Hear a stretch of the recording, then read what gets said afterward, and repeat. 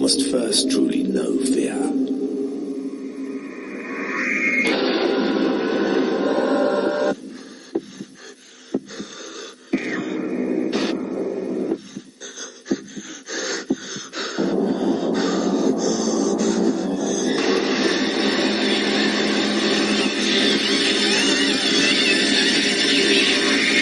অদৃশ্য প্রতি বৃহস্পতিবার রাত 11টায় অনলি অন রেডিও 71 FM 98.4।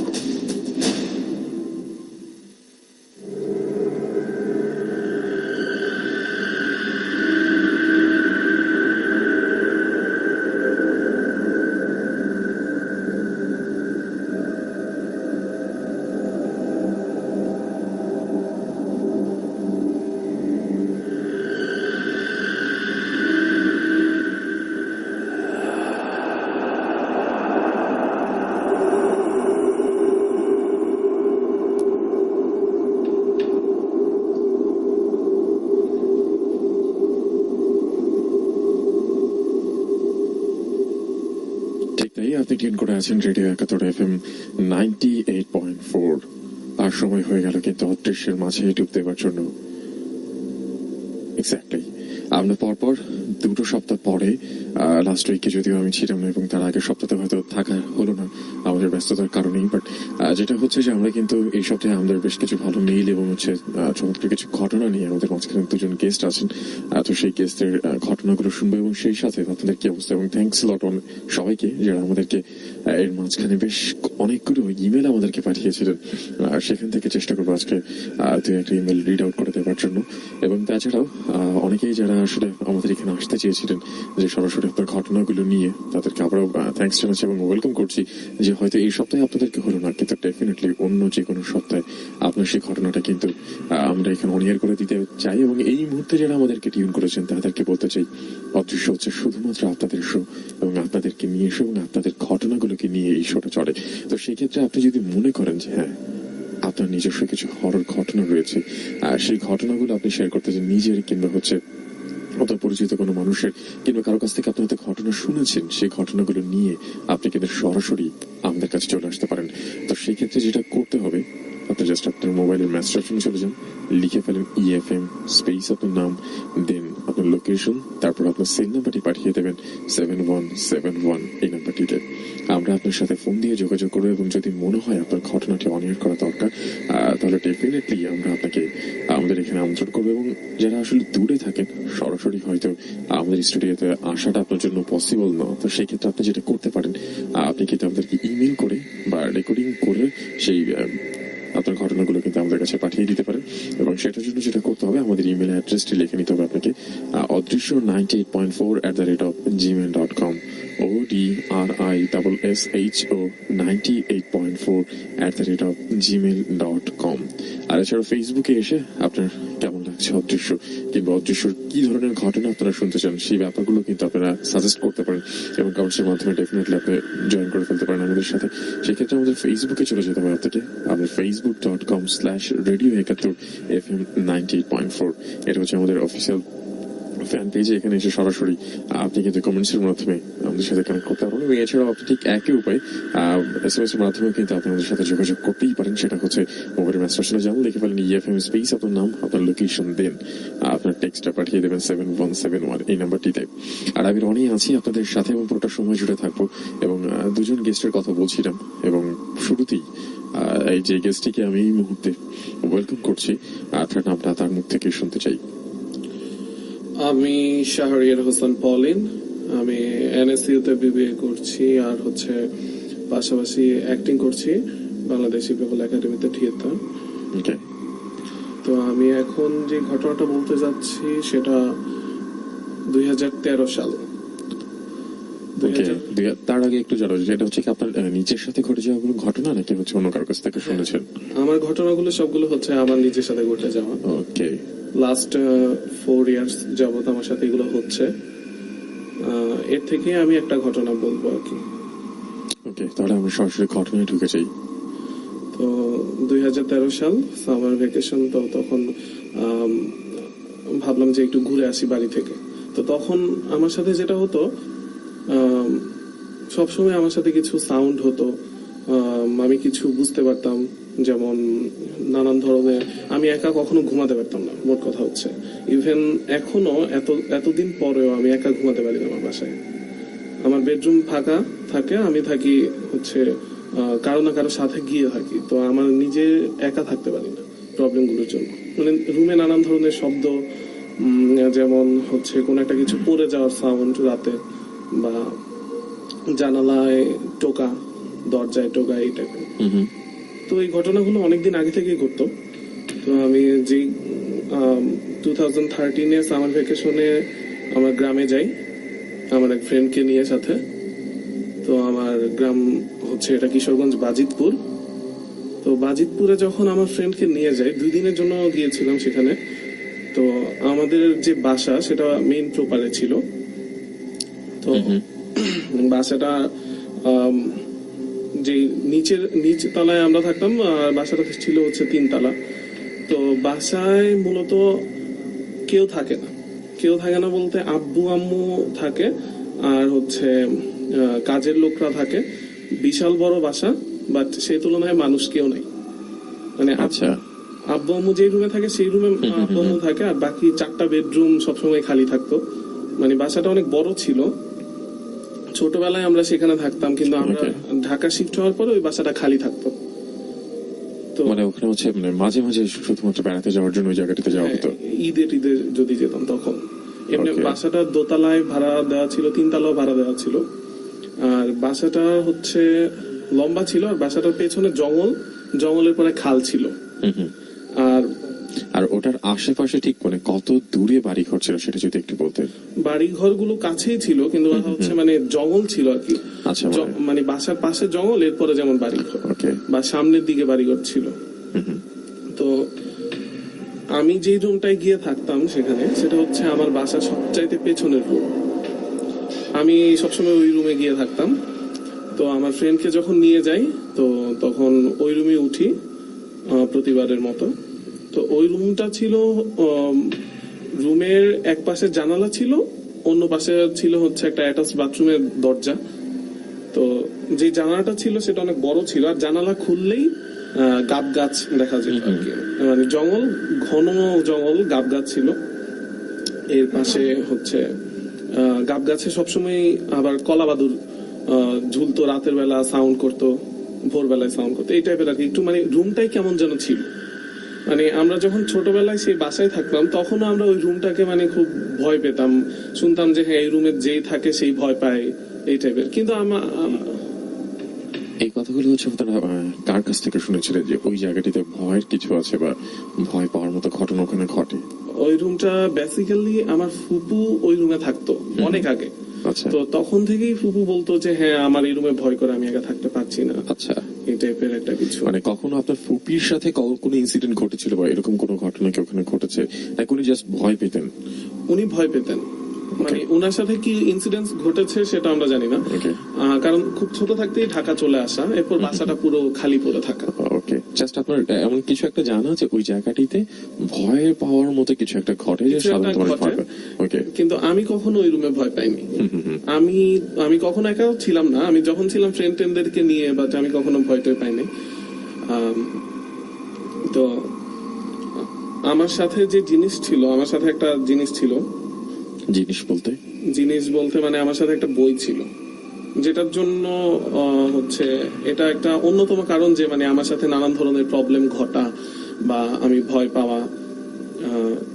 আমাদের ইসলাম ধর্মে কিন্তু জিন জিনিসটা কিন্তু কথা বলা আছে, এবং স্পষ্টভাবে বলা আছে। আমি জিন জিনিসটা বিশ্বাস করতাম না আগে, বাট ওই বইটা যখন থেকে আমার কাছে, তখন আমার সাথে নানান ধরনের ঘটনা ঘটতে শুরু হলো, এবং জিন জিনিসটা সম্পর্কে আমার ভালো একটা আইডিয়া হয়ে গেল। আচ্ছা, মানে ওই বইটা থেকে মূলত জিন সংক্রান্ত বিষয় নিয়ে কোনো কিছু তথ্য ছিল, নাকি অন্যান্য আরো এই জাতীয় মানে অতি কি বলে মানে যে হরর ঘটনা এই ধরনের ইনসিডেন্ট নিয়ে ওই বইতে কোনো লেখা ছিল? এরকম কি ছিল আসলে বইতে? বইটার আমি কোনো নাম জানতে পারি নাই আজ পর্যন্ত। বইটা হচ্ছে আমার দাদা যখন মারা যায়, দাদার অনেক মানে দাদা খুব ধার্মিক ছিলেন, তো দাদার অনেকগুলো বই ছিল। বিভিন্ন ধরনের। তো এই বইটা এখানে আমি দাদার বইগুলো যখন আমি নিজের কাছে নিয়ে আসি দাদা মারা যাওয়ার পরে, তখন ওই বইগুলোর ভেতর থেকে আমি এই বইটা পাই। আর এই বইটা আচ্ছা। ছিল লাল একটা মলাট ছিল বইটার উপরে, লাল রেড কালার, বাট বইটার কোনো নাম আমি জানতে পারিনি। কিন্তু বইটা যখন আমি পড়লাম, ভিতরে খুলে দেখি যে বইটার মধ্যে নানান ধরনের তাবিজ, জিন বা জিনদেরকে কিভাবে কি করতে হয়, বা জিনে ধরলে কি করতে হয়, জিন কিভাবে ছাড়াতে হয়, জিন কিভাবে এই টাইপের জিনিসপত্র এখানে ছিল। ওকে, মানে হচ্ছে যেটা আমরা গ্রামের দিকে যেটা হয়ে থাকে যে কবিরাজি বা জিনের তদবির করা, মানে তদবির করা যেটাকে বলে আর কি। হ্যাঁ, মানে এই বইটা দিয়ে হচ্ছে মানে মূলত গ্রামে কবিরাজরা কবিরাজি করে। হ্যাঁ, কবিরাজি করে বা তদবির যেটাই বলি না কেন। আমি এটা মানে পাওয়ার পর তো আমি খুব এক্সাইটেড ছিলাম, সেজন্য আমি বইটা পড়লাম। মানে আপনি কি ওই দিন রাতের বেলায় ওই বইটা দিন রাতে না, পড়ছিলেন? এর আগে ছিল, পড়েছিলাম। আচ্ছা, এর আগে পড়েছিলেন। বইটা আমার সাথে আমি বাড়িতে আমার সাথে সবসময় রাখতাম তখন বইটা। আমি যেখানেই যেতাম সাথে করে নিয়ে যেতাম। আচ্ছা, তো আমি যখন আমার ফ্রেন্ডকে নিয়ে বাড়িতে যাই তখন আমার সাথে বইটা ছিল। তো বইটা রুমে ছিল, যে রুমে আমরা ছিলাম। তো অনেক গল্প করছি আমি আমার ফ্রেন্ডের সাথে। আর ওই দিন বাসায় আসলে তেমন কেউ ছিল না। আমার দাদু ছিল, আব্বু আম্মু ঢাকা ছিল। বাসায় দাদু ছিল, দাদুর রুমে ছিল, কাজের লোকরা তাদের রুমে ছিল, আর ওই পেছনের রুমটায় আমি আর আমার ফ্রেন্ড। তো আমি বইটা আসলে কারোর সাথে শেয়ার করতাম না, বাট আমার ফ্রেন্ড, তার সাথে আমি অনেক কিছু শেয়ার করতাম। তো এক পর্যায়ে ও আমার মুখ থেকে অনেকবার শুনছে যে এই বইটার কথা। তো ওই দিন সে বললো যে আজকে আমাকে বইটা দেখাতে হবে। এমনি আপনার ফ্যামিলির কোনো লোকজন জানতো এই বইয়ের ব্যাপারে? আগে জানতো না, বাট এখন জানে। এখন মানে জানে, কাজ হচ্ছে আমার ঢাকায় যে বাসা, আমার বাসায় নানান ধরনের প্রবলেম হয়। আগে প্রবলেমটা আমার সাথে হতো, এখন বাসা সবার সাথে হয়। তো এখন মানে সবাই আলটিমেটলি জেনে গেছে জিনিসটা। ওকে, তো ওই দিন রাতে ওকে আমি বইটা দেখাই, তো বলছিল যে বইটার ভিতরে কি আছে সে নিজের হাতে নিয়ে বইটা দেখবে। আমি বললাম নিজের হাতে নিয়ে বইটা দেখাটা ঠিক হবে না, কারণ এটা কোনো সামান্য বই না যে নিজের হাতে নিয়ে দেখাতে হবে। আমি বললাম যে আমার হাতেই থাক, আমি বইটা তোকে দেখাচ্ছি। তো আমি বইয়ের ভিতর থেকে মানে হালকা পাতলা উপরে কিছু জিনিসপত্র দেখালাম। তো দেখালাম পরে ওর সাথে এগুলো নিয়ে কিছু ডিসকাস করছিলাম। এর মধ্যে কারেন্ট চলে গেল, লোডশেডিং। আচ্ছা, কারেন্ট চলে গেল, আর জানলাটা তখন খোলা, জানলা বাহিরে অন্ধকার ছিল। মানে অন্ধকার বলতে এতটা চাঁদের আলো এতটাও ছিল না, আবার একদম অন্ধকারও ছিল না। মানে আমি দেখতে পাচ্ছিলাম বাহিরে গাব গাছ, মানে না পূর্ণিমা না হচ্ছে অমাবস্যার একটা মাঝামাঝি কোনো একটা সময়। সময় আমি দেখতে পাচ্ছিলাম গাছগুলোকে বাইরে। তো কারেন্ট চলে যাওয়ার পরে পুরো বাসায় কোনো মোমবাতি ছিল না, যেহেতু আমরা ওইখানে রেগুলার থাকতাম না। অনেক জিনিসপত্র ওই বাসায় ছিল না। তো একটা চার্জার লাইট আমি পেলাম, ওর মধ্যে অনেক কম চার্জ ছিল। চার্জটা এতটুকু ছিল যে আমি বুঝতে পারছিলাম যে হয়তো বা 10-20 মিনিট যদি আমি লাইটটা জ্বালিয়ে রাখি তাহলে হয়তো চার্জ শেষ হয়ে যাবে আমার। বাট আর ওই এলাকা তো হাওড় অঞ্চল কিছুটা, লোডশেডিংটা একটু বেশি হয়। আচ্ছা। মাঝে মাঝে এমন হয় যে রাত 8টায় কারেন্ট চলে গেল, সারা রাত কারেন্ট আসলো। আচ্ছা, তো আমার তো সারা রাত পার হতে হবে, সেজন্য আমি চার্জের লাইটটা নিয়ে একটু জ্বালিয়ে মানে সবকিছু বিছানার উপর বসলাম, ও বসলো, কথা বলছি, এর মধ্যে লাইটটা অফ করে দিচ্ছি আমি। তো দেওয়ার পর আমি টয়লেটে যাব। তো রুমের সাথে একটা টয়লেট ছিল, সেটা আবার নতুন করা হয়েছিল, টয়লেটটা ভেঙে। তো টয়লেটে আমি যখন ঢুকতে নিলাম, আমি দরজাটা খুলে, অন্ধকার ছিল, আমি মোবাইলের লাইট দিয়ে দরজাটা খুলে টয়লেটে জাস্ট ঢুকবো, আমি বাম পাটা টয়লেটে দেওয়ার সঙ্গে সঙ্গে আমি টয়লেটের যে ভেন্টিলেটর ছিল ওইখান থেকে আমি এক ধরনের সাউন্ড পাই। যেমন একটা সাউন্ড বলতে হচ্ছে কি সাউন্ড ধরনের সাউন্ড? বলতে মানে বিড়াল যখন ঝগড়া করে তখন এক ধরনের তারা সাউন্ড করে না, কিছুটা এই ধরনের ছিল। মানে বিড়াল তো মিউ করে বা এই টাইপের কোনো কিছু, সাউন্ডটা ওইরকম ছিল না, একটু অন্য ধরনের, কেমন ধরনের মানে বিট ঘুটে টাইপ একটা সাউন্ড ছিল। মানে পরিচিত কোনো সাউন্ড? পরিচিত না, অপরিচিত একটা সাউন্ড। তো আমি দরজাটা খুলে ভেতরে ঢুকতে গিয়েই সাউন্ডটা শুনতে পাই। তো সাথে সাথে আমার যেটা, সাপোজ এই রুমে যদি কোনো কিছু থাকে, জিনের অস্তিত্ব যদি এই রুমে থাকে, হয়তো আমি এই জিনিসটার সাথে সাথে বুঝে যাব। এই সেন্সটা আমার আছে। আচ্ছা, মানে এটা কি আপনার ছোটবেলা থেকেই ছিল নাকি হচ্ছে মূলত ওই বইটা পড়ার পর থেকে আপনি এরকম কোন একটা আইডিয়া পেয়েছেন? হ্যাঁ, ওই বইটার সময় থেকে আমি তাবলিগে গিয়েছিলাম আমার পরীক্ষার পরে 3 দিনের জন্য, এবং তাবলিগ থেকে আসার পরে বইটা আমি নেই। আচ্ছা, তো মূলত ওই সময়গুলা থেকে আমি বুঝতে পারতাম। মানে ওই সময় মানে বইগুলো যখন আপনি পড়েন তারপর থেকে আপনি কোন একটা জায়গাতে যদি এরকম কিছু থাকে, যেটা আমরা জিন বলি বা অশরীরী যেটাই বলি না কেন, মানে কিছু একটা থাকলে সেটার অস্তিত্বটা আপনি ওখানে অনুভব করতে পারতেন। অনুভব করতে পারি, মানে আমার সাপোজ এখানে কোন একটা কিছু আছে, সাথে সাথে আমার এটা মনে হয়ে যাবে এবং গায়ের লোমগুলো, হাতের লোমগুলো দাঁড়িয়ে যাবে, আর আমার মাথায় মনে হয় যে কেউ যেন স্পর্শ করলো, Okay. মাথায় মানে চুলে কেউ স্পর্শ করলো, এই ফিলিংসটা আমার হয়। আচ্ছা, ঠিক আছে, আমরা তাহলে আবার ওই দিনকার ঘটনার ওই সময়টাতে চলে যাই। তো টয়লেটে যখন যেতে নিলাম তখন দরজা খোলার পর সাউন্ড শোনার সাথে সাথে আমার এই জিনিসটা হলো, আমার মনে হলো মাথায় কেউ হাত বুলালো আর গায়ের লোমগুলো দাঁড়ায় গেল। সাথে সাথে আমি টয়লেটে ঢুকলাম না, আমি সাথে সাথে দরজাটা বাইরে থেকে আটকায় দিলাম। তো আমি টয়লেটে যাইনি, কারণ আমি বুঝতে পারছি যে মানে আর টয়লেটের পেছনেই ছিল জঙ্গল, বাঁশের ঝাড়, খাল, ঘরবাড়ি ছিল না। তো আমি বুঝতে পারলাম যে হ্যাঁ, বইটা খোলার সঙ্গে সঙ্গে ওই রুমে কোনো একটা কিছু আসছে বা আশেপাশে কিছু আছে, মানে বইটার জন্য আলটিমেটলি আমি যখনই বইটা পড়ি, যখনই এটা খুলি, তখনই নানান ধরনের অস্বাভাবিক ঘটনা ঘটে। তো মানে অস্বাভাবিক ঘটনা বলতে মানে কি ধরনের ঘটনা ঘটে? যেমন আমি এখানে বইটা পড়ছি, তো জানালায় মনে হচ্ছে নুড়ি পাথর দিয়ে কেউ ঢিল দিচ্ছে, দরজায় নক করছে, কিন্তু আলটিমেটলি কেউ নাই। আচ্ছা, আর ওই ঘটনাগুলো বা ওই যে যে শব্দগুলো হচ্ছে বা যে শব্দগুলো হয়, ওটাকে শুধুমাত্র আপনি একাই শুনতে পান নাকি আপনার আশেপাশে কোনো মানুষজন থাকলে তারাও শুনতে পান? আমার আশেপাশে যারা থাকে সবাই শুনতে পায়। আমার আচ্ছা। আশেপাশে যারা থাকে, মানে এই জিনিসটা আমার কাছে ভালো লাগে, কারণ ভালো লাগার কারণটা হচ্ছে আমি যখন প্রথমে সবাইকে বলতাম যে এরকম এরকম হয়, কেউ বিলিভ করতো না। বাট যখন আমি প্রমাণ সহ দেখাতাম যে এই যে সাউন্ড হয়েছে, এই যে এখানে হয়েছে, কোনো কিছু হওয়ার কারণ নাই কিন্তু হয়ে গেছে, তখন আলটিমেটলি তারা বিশ্বাস করতে বাধ্য হয়ে যায়। আচ্ছা, তো সেদিন আমি আর ওয়াশরুমে না গিয়ে চলে আসি ব্যাক করে। তো জানলাগুলো আটকায় দিই, কারণ জানলাটা খোলা রাখাটা রিস্ক। আমাদের ধর্মে আমাদের নবী করিম হযরত মুহাম্মদ সাল্লাল্লাহু আলাইহি সাল্লাম বলেছেন যে রাতে যখন তোমরা ঘুমাবা তখন তোমাদের দরজা জানলা খোলা রেখে ঘুমাবা না, লাগায় ঘুমাবা। তো সেজন্য এটা কিন্তু উনি এই জন্যই বলেছেন, কারণ রাতে অনেক কিছুই বাইরে চলাচল করে।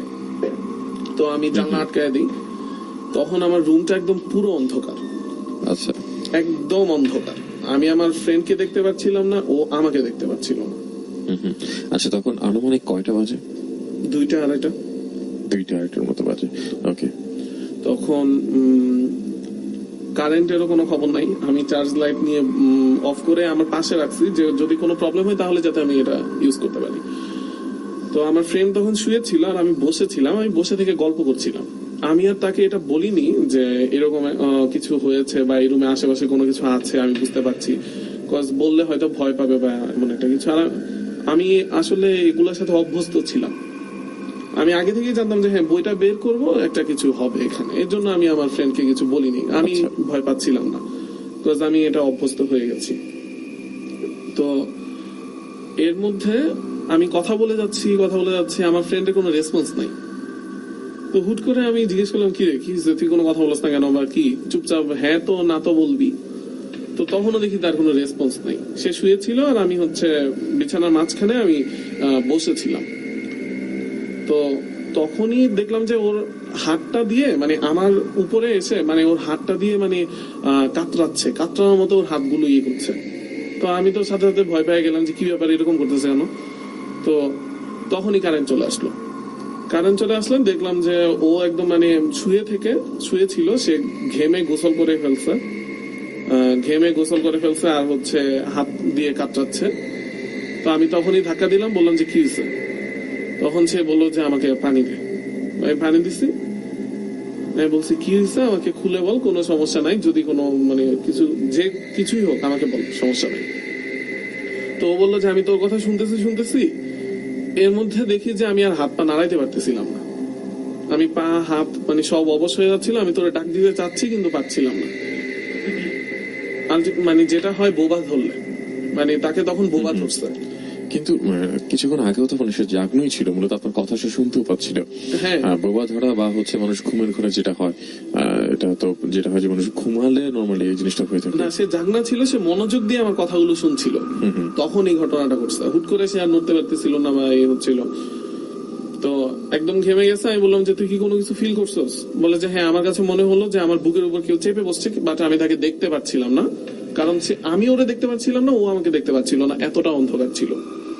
বলছে যে আমার বুকের উপর কেউ চেপে বসছে, আমি এটা ফিল করছিলাম, বাট আমি কিছু করতে পারছিলাম। তো আমি বললাম যে আচ্ছা ঠিক আছে, সমস্যা নাই। তো আমি একটু খেপে গেলাম, মনে মনে খেপে গেলাম যে এত সাহস হবে কেন, মানে একটু বাড়াবাড়ি করে ফেলতেছে। এমনি সাউন্ড টাউন করতো সেটা ভালো কথা, কিন্তু এখানে বাড়াবাড়ি করে ফেলছে, যে আমাকে ভয় দেখাইতে চাইছে, এটা প্রতিদিনই দেখায়। আচ্ছা। তো আমি সেখানে সমস্যা নাই, বাট ওরও ভয় দেখাতো, বাট বোবা ধরে ফেলে একদম এই করে সেই করে একটু বেশি করে ফেলছে। তো আমি বিরক্ত হলাম। আমি ভাবলাম যে আচ্ছা ঠিক আছে, সমস্যা নাই, আমি এটা এখনই যা করার করতেছি। বলে যে কি করবি? আমি ভাবলাম যে বেশি ওই বই থেকে কিছু করব না এখন, কারণ বই থেকে আসলে করাটা ঠিক না। আমি আসলে তো আমি তো আর কবিরাজি করি না, আমি আমার নর্মাল লাইফে, তো এগুলো যারা কবিরাজি করে তাদের জন্য কোনো সমস্যা নেই, কিন্তু আপনি যদি জিনিসটা করতে যাই তাহলে কিন্তু আমাদের একটু প্রবলেম হয়ে যাবে, নানান ধরনের প্রবলেম হতে পারে। সেই জন্য আমি ওই বই থেকে কিছু করতে চাচ্ছিলাম না। আমি চাইলে ওই বইতে এইভাবে বলা ছিল, আমি চাইলে ওদেরকে অনেক কিছুই করতে পারতাম তখন। আচ্ছা, মানে যে ইনস্ট্রাকশন গুলো বা যে নিয়ম কানুন গুলো আপনার জানা ছিল। হ্যাঁ, আমি জিনদের সম্পর্কে যেগুলো দেয়া ছিল বইতে, আমি ওইগুলো কিছু করিনি, বাট অন্যান্য ধরনের অনেক ধরনের প্রবলেম হলে কি করতে হবে বা এই ধরনের আমি অনেক কিছু এখান থেকে করেছি এবং আমি ফলাফল পেয়েছি। আচ্ছা। তো আমি তখন কোরআন শরীফ নিলাম, তখন আমি 5 ওয়াক্ত নামাজ পড়তাম, তাহাজ্জুদ পড়তাম। তো তখন আলটিমেটলি তাহাজ্জুদের টাইম, তো আমি কোরআন শরীফ নিলাম, নিয়ে সূরা ইয়াসিন পড়া শুরু করলাম। আমি ইচ্ছা করেই পড়ছিলাম, কারণ আমি জানি ওরা এই রুমের ভিতরেই আছে, আমি বুঝতে পারছিলাম। তো সূরা ইয়াসিন পড়া শুরু করলাম, বাট তখনও তারা যাচ্ছিল না। মানে আপনি কি করে বুঝলেন যে তখনও তারা যাচ্ছে না, বা অন্য কোনো কিছু করার চেষ্টা করেছিল কি? আমি সূরা ইয়াসিন পড়ছি একদিক থেকে, আর তারা আমার চুলে হাত বুলাচ্ছিল অন্য দিক থেকে। মানে একদম স্পষ্ট আপনি সেভাবে স্পষ্ট আমি বুঝতে বুঝতে পারছেন। পারছি। তা আমার তো কারণ তারা নিজেরাও পড়ে, জিনরা নিজেরাও পড়ে। তো যারা মুসলিম জিন তারা কিন্তু নামাজ পড়ে, কোরআন শরীফ পড়ে। তো আমি সূরা ইয়াসিন পড়ছি, আমার মাথায় হাত বুলাচ্ছে। আমার আরো বিরক্ত লাগলো, আমি ওরে বলি নাই। এর মধ্যে লাইট জ্বালানো ছিল, তখন কারেন্ট ছিল, ও শুয়ে ছিল, আমি বসে বসে পড়ছিলাম। এই রুমের ভিতরে একটা কাঠের আলমারি ছিল, সেই কাঠের আলমারিটা মানে চুম্বক সিস্টেম ছিল, মানে এটা টান দিয়ে জোরে টান দিয়ে খুলতে হতো, মানে অনেক আগের, 40-50 বছর আগের হবে আলমারিটা, আমার দাদার সময়। তো আমি পড়ছিলাম, এর মধ্যে ওই আলমারির যে দরজাটা নিজে নিজে খুলে গেল, একদম ঠাস করে একটা শব্দ হলো, আমি লাফ দিয়ে উঠলাম, আমার পড়া স্টপ। ও উঠে বসে পড়লো, কারণ তখন একদম নীরব ছিল চারিদিকে, গ্রাম নীরব ছিল। আলমারিটার দরজা যে খুললো একদম স্পষ্ট, সেই শুনে বসে বসে আমি আমার পড়া থেমে গেছে, একদম দরজাটা খুলে গেছে, একদম খুলে গেছে, মানে দুইটা একদম আলাদা হয়ে গেছে, একদম আলাদা হয়ে গেছে। ওকে। মানে স্পষ্ট আমি বুঝতে পারছি যে হ্যাঁ, এটা তো টান দিয়েছে, যাই করার করছে জিন। তো আমি তো আরো বিরক্ত হলাম, আমি বললাম যে আচ্ছা ঠিক আছে, তো এখন আমাকে লাল বইটা হয়তো ইউজ করতে হবে, বাট আমি চাচ্ছিলাম না তাদের কোনো ক্ষতি করতে। আমি চাচ্ছিলাম ওরা ওদের মতো থাক, আমি আমার মতো থাকি, সবসময় যেটা হয়ে আসছে। তো তখন আমি লাল বইটা নিলাম, নিয়ে ওই লাল বইটা যখন আমার সাথে থাকতো, ওইটার সাথে আমি একটা বক্স রাখতাম, ওই বক্সের ভিতরে আপনার জাফরান কালি থাকতো। তো ওইটা দিয়ে আমি একটা তাবিজ লিখি, তখনই বসে লিখি। ওইটা সিস্টেম ছিল হচ্ছে, তাবিজটা লিখে আপনাকে পানিতে ভিজাতে হবে, পানিটা ছিটাই দিতে হবে, রুমটা বন্ধ হয়ে যাবে, রুমে আর এরকম কোনো কিছু ঢুকতে পারবে না। তো আমি সেটা করলাম, করার পর ওই দিন রাতে আর কোনো ঝামেলা হয়নি। তো আমার ফ্রেন্ড আসলে খুবই ভয় পাইছে ঘটনাগুলো থেকে, কারণ ওর সাথে এরকম কোনো কিছু ঘটে না, এবং সে আমাকে সবসময় বলতো যে আমি জিন টিন বিশ্বাস করি না, কি ফালতু জিনিস নিয়ে। আমি বলতাম যে না, আসলে কোনো একটা কিছু আছে, যার সাথে ঘটে সে জানে। তো ওই দিন এটা হলো, পরদিন হচ্ছে মানে এই দিন রাত শেষ হলো, ফজর আজান দিল, নামাজ পড়লাম। মানে হচ্ছে আপনারা দুই বন্ধু মোটামুটি সারা রাত জেগেই কাটালেন নাকি? জাগতে হলো, ঘুমাতে পারছিলাম না। Okay. মানে একটার পর একটা ইনসিডেন্ট ঘটছে, সাউন্ড হচ্ছে, এই হচ্ছে সেই হচ্ছে, মানে আর ঘুমানোর অবস্থা নাই। বিকজ আমার মতে যে আমি যে বইটা ওকে দেখাইছি ওইটা হয়তো তাদের ভালো লাগে নাই, বা তারা জিনিসটা পছন্দ করে নাই, এর জন্য মানে তারা একটু এরকম করছিল সেদিন। মানে আমি বইটা কাউকে দেখাই, ওইটা তাদের ভালো লাগছে না। তো পরদিন যেটা হলো, আমার বন্ধু আর আমি গল্প করতে করতে ঘুমায় গেছি। ওই বইটা নিয়ে আর কোনো কথা বলি না। বইটা আমি ওই রুমেও রাখি নাই, রুমের অন্য রুমে রেখে আসছি বইটা আমি। তো জানালা খোলা ছিল, লাইট জ্বালানো ছিল, আমি ঘুমিয়ে গেছি, ও ঘুমিয়ে গেছে। তো এর মধ্যেই তখন 1:30-2টা হয়তো বাজবে, আমি পরে ঘুরে দেখছিলাম। এর মধ্যেই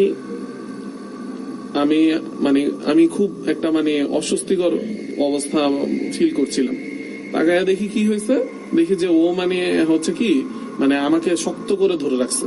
এর জন্য মানে আমি ঘুমাইতে পারছিলাম না, শক্ত করে ধরে রাখার কারণে।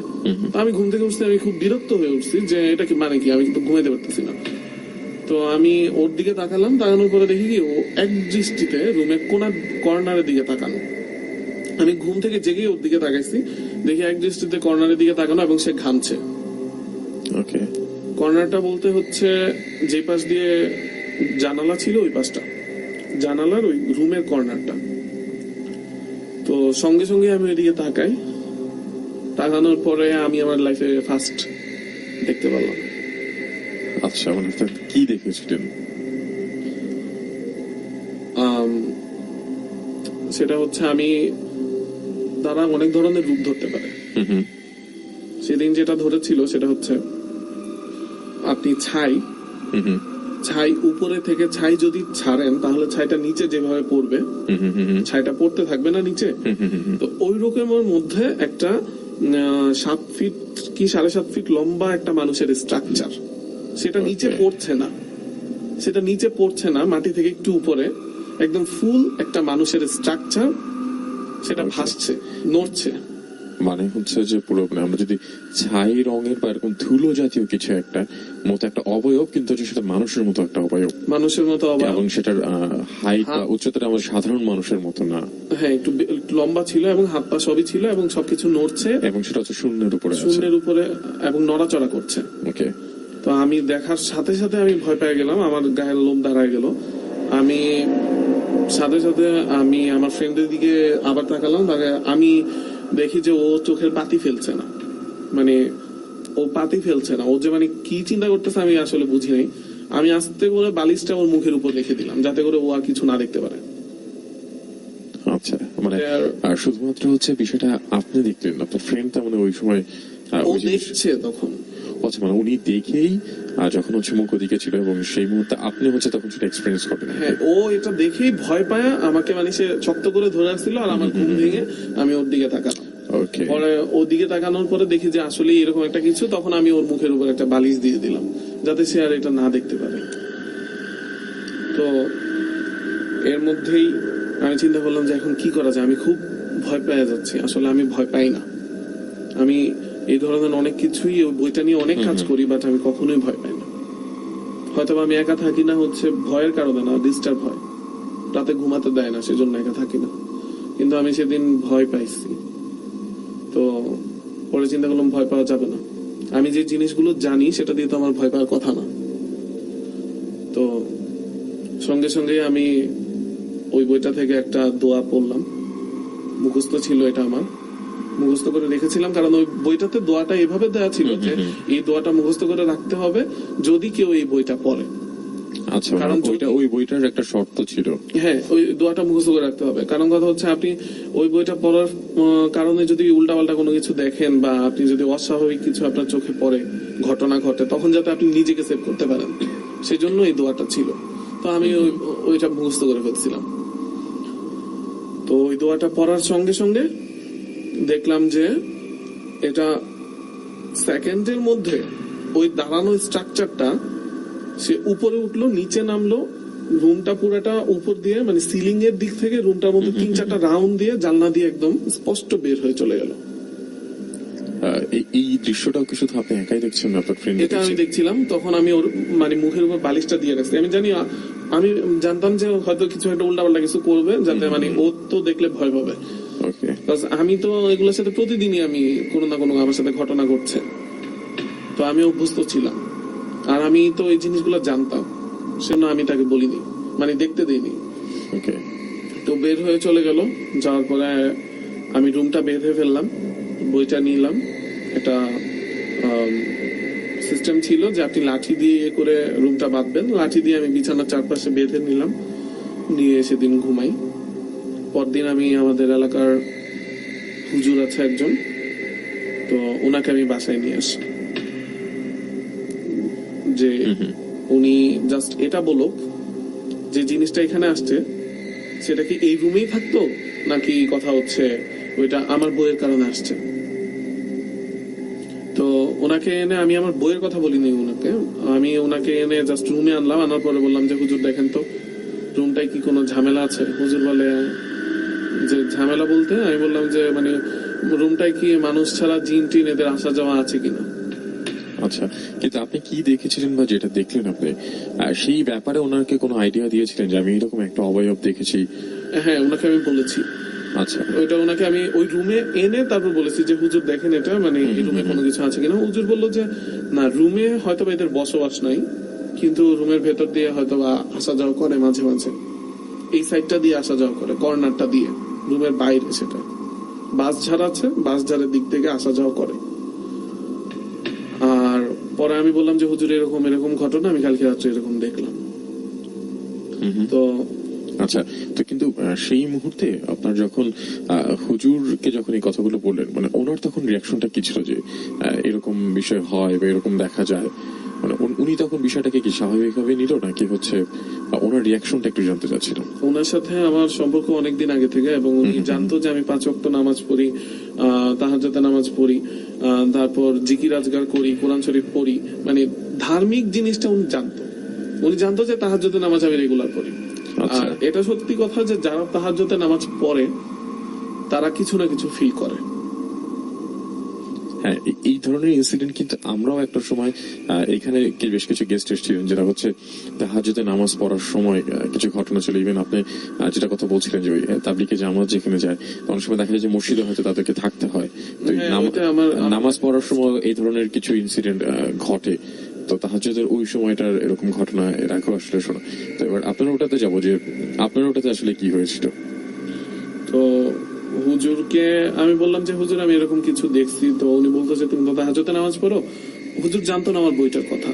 ও মানে ওই সময় পর্যন্ত উনি আসলে জানেন? আমি জানাইও নাই কখনো। আচ্ছা, কারণ বইটাতে যে ছিল বিভিন্ন ধরনের তাবিজ কবজ, আসলে হুজুররা আসলে এগুলা সাপোর্ট করে না। অনেক কিছু এখানে আছে যেটা সাপোর্ট করে না, এবং অনেক কিছু এখানে আছে যে বইটা যদি কোনো খারাপ মানুষের হাতে যায় অনেক কিছুই হতে পারে, অনেক কিছুই সে করতে পারবে এটাকে ইউজ করে। তো আমি এর জন্য বলি নাই হুজুরকে। বললে হয়তো উনি আমাকে বলবে যে বইটা রেখো না তোমার কাছে, এই করে সে করে, এর জন্য বলিনি আমি। তো উনি আমাকে বললো যে তুমি তো তাহাজ্জুদে নামাজ পড়ো, আমি তোমাকে একটা দোয়া শিখিয়ে দিচ্ছি, যদি কখনো সমস্যা হয় এটা পড়ে তুমি পানিতে ফু দিয়ে রুমে ছিটাই দিবা। আর আমি এখন এটা পরে ছিটিয়ে দিয়ে যাচ্ছি। আমি বললাম যে হুজুর আমি যদি পরে ছিটাই তাহলে কি এটা হবে? এটা তো আপনি পরে ছিটালে হবে, বাট আমি পরে ছিটালে কি হবে কিনা। উনি বললো যে সমস্যা নেই, তুমি নামাজ পড়ো 5 ওয়াক্ত, তুমি পবিত্র থাকো সবসময়, সো তুমি পড়লে ছিটালে এটা হবে। তো আমি সেখান থেকে একটা জিনিস জানতে পারলাম যে হ্যাঁ এরকম কিছু ছিটালে হয়। তো এখনো আমি এই জিনিসটা ইউজ করি মাঝে মাঝে আমার বাসায়, বাট আলটিমেটলি দেখা যায় সবসময় তো মানে নিজের শরীর তো বেঁধে সবসময় চলা সম্ভব না আসলে। এক্স্যাক্টলি, সবসময় বেঁধে রাখার জন্য আবার একটা মানে পবিত্রতা থাকার মনে একটা বিষয় রয়ে গেছে, সবসময় তো সেটা পসিবল না, হয় না। ওকে। আর আমি তো এরপর দিন আমরা ঢাকা চলে আসি, তো ওই ঘটনাটা ওইখানেই শেষ হয়ে যায়। তো ঢাকা আসার পরে এর কিছুদিন পরে প্রায় সময় আমার ফ্রেন্ড ভয় পাইতো, বলতো যে হ্যাঁ আমার রুমেও সাউন্ড হয়। আমি বলি যে তোর রুমে সাউন্ড হবে কেন? তো বলে যে মানে এটা ঠিক কতদিন পরে মানে এই আবার এটা ঘটে?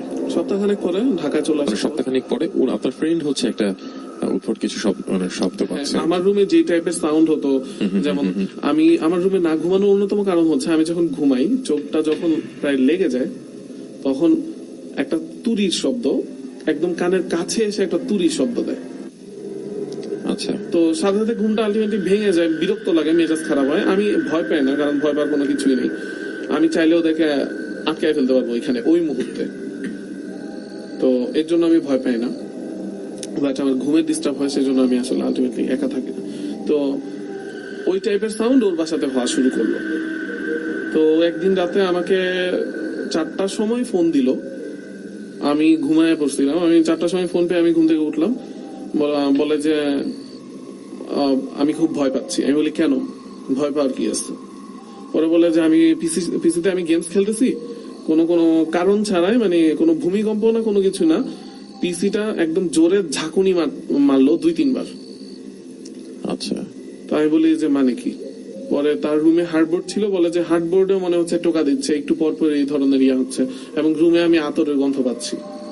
তো আমি বুঝতে পারলাম যে আচ্ছা ঠিক আছে, ওরা এখানে গেল, মানে অ্যাটলিস্ট ওই রুমে তখন কেউ এক্সিস্ট করছে সেটা বোঝা যাচ্ছে। তো আমি বুঝতে পারলাম, আমি বললাম যে আচ্ছা ভয় পাওয়ার কিছু নাই, তো একটা পানির বোতল নে।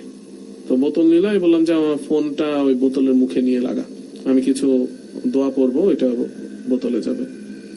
তো ফোনটা বোতলে লাগালো। আমি হুজুরকে জিজ্ঞেস করছিলাম হুজুর এইভাবে হবে কিনা, তো বলছিল যে হ্যাঁ তুমি করতে পারো, সমস্যা নেই। তো আমি দোয়া পরে বোতলে ফু দিলাম, বললাম যে এই পানিটা রুমে ছিটাই দে, তাহলে আর কোনো সমস্যা হবে না। তো সে এটা করলো, করে ওর আর কোনো সমস্যা হয়নি। আচ্ছা, তো বাট প্রায় সময় মাঝে মাঝে ওর এখানেও সাউন্ড গুলো হতো। তো তখন আমি আমার বাসায় জিনিসটা শেয়ার করলাম সবার কাছে, আমার বোনকে বললাম, আম্মুকে বললাম, সবাইকে বললাম। প্রত্যেকটা মানুষ বাসায় শুনলো, হাসলো, খুবই হাসাহাসি করলো, বাট কেউ বিলিভ করলো না। আচ্ছা, মানে আপনার কোনো কথাটাকে সে বিশ্বাস করে কেউ? আমাদের বাসার কেউ বিশ্বাস করেনি। সবাই ধরে নিয়েছিল যেটা আপনি হয়তো ফান করছেন বা কোনো একটা দেখার আমাকে বললো যে এটা হ্যালুসিনেশন। তো আমি বললাম যে হ্যালুসিনেশন হলে তো এটা একজনের হয়, বাসার সবার হয় না। এক্স্যাক্টলি, কথাটা আমার মনে আসছে, আমি চিন্তা করে বলিনি তখন। আমি বললাম যে হ্যালুসিনেশন হলে সবার হয়, একজনের হয়, সবার হয় না। বাট সবার যখন হবে তখন তোমরা বিলিভ করতে বাধ্য হবা। তো আমি জাস্ট এই কথাটা এদেরকে বলে দিলাম, বাট এরা এটা কি ইয়া করে নেয় নাই। তো আমি আমার বড় বোনকে শেয়ার করলাম, ছোট বোনকে শেয়ার করলাম। আমি যে রুমে থাকতাম ঢাকা বাসায়, আমি যে রুমে থাকতাম আমার রুমের পরেই হচ্ছে আমার বোনদের রুম, এরপরে হচ্ছে মাস্টার বেড। তো এর কিছুদিন পরেই আমার বোনরাও তাদের রুমে সাউন্ড পাওয়া শুরু করলো। তো আচ্ছা, মানে শুরুতে তো হচ্ছে আপনার ওই বোনরা তো এই কথাটাকে বিশ্বাস করেনি? না, বিশ্বাস করেনি। আচ্ছা, তো তারা সাউন্ড পাওয়া শুরু করলো। আমি বললাম যে মানে তারাও এই ধরনের অনেক সাউন্ড পাওয়া শুরু করলো।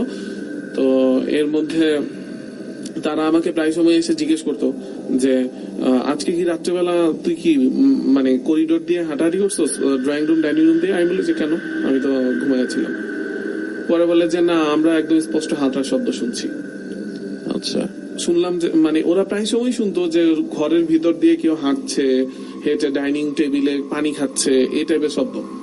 বাট বের হয়ে আসলে দেখে কেউ নাই আর সবাই ঘুমাইতেছে। তো কিন্তু মানে ওই সময়টাতে বা ওই জায়গাটাতে তখন আপনার যে ইনসিডেন্ট গুলা বা আপনি যেগুলো দেখেছেন বা এক্সপিরিয়েন্স করেছেন, আপনি কি ওই শব্দটা তো তখন ওই সময়টা তার শুনছেন?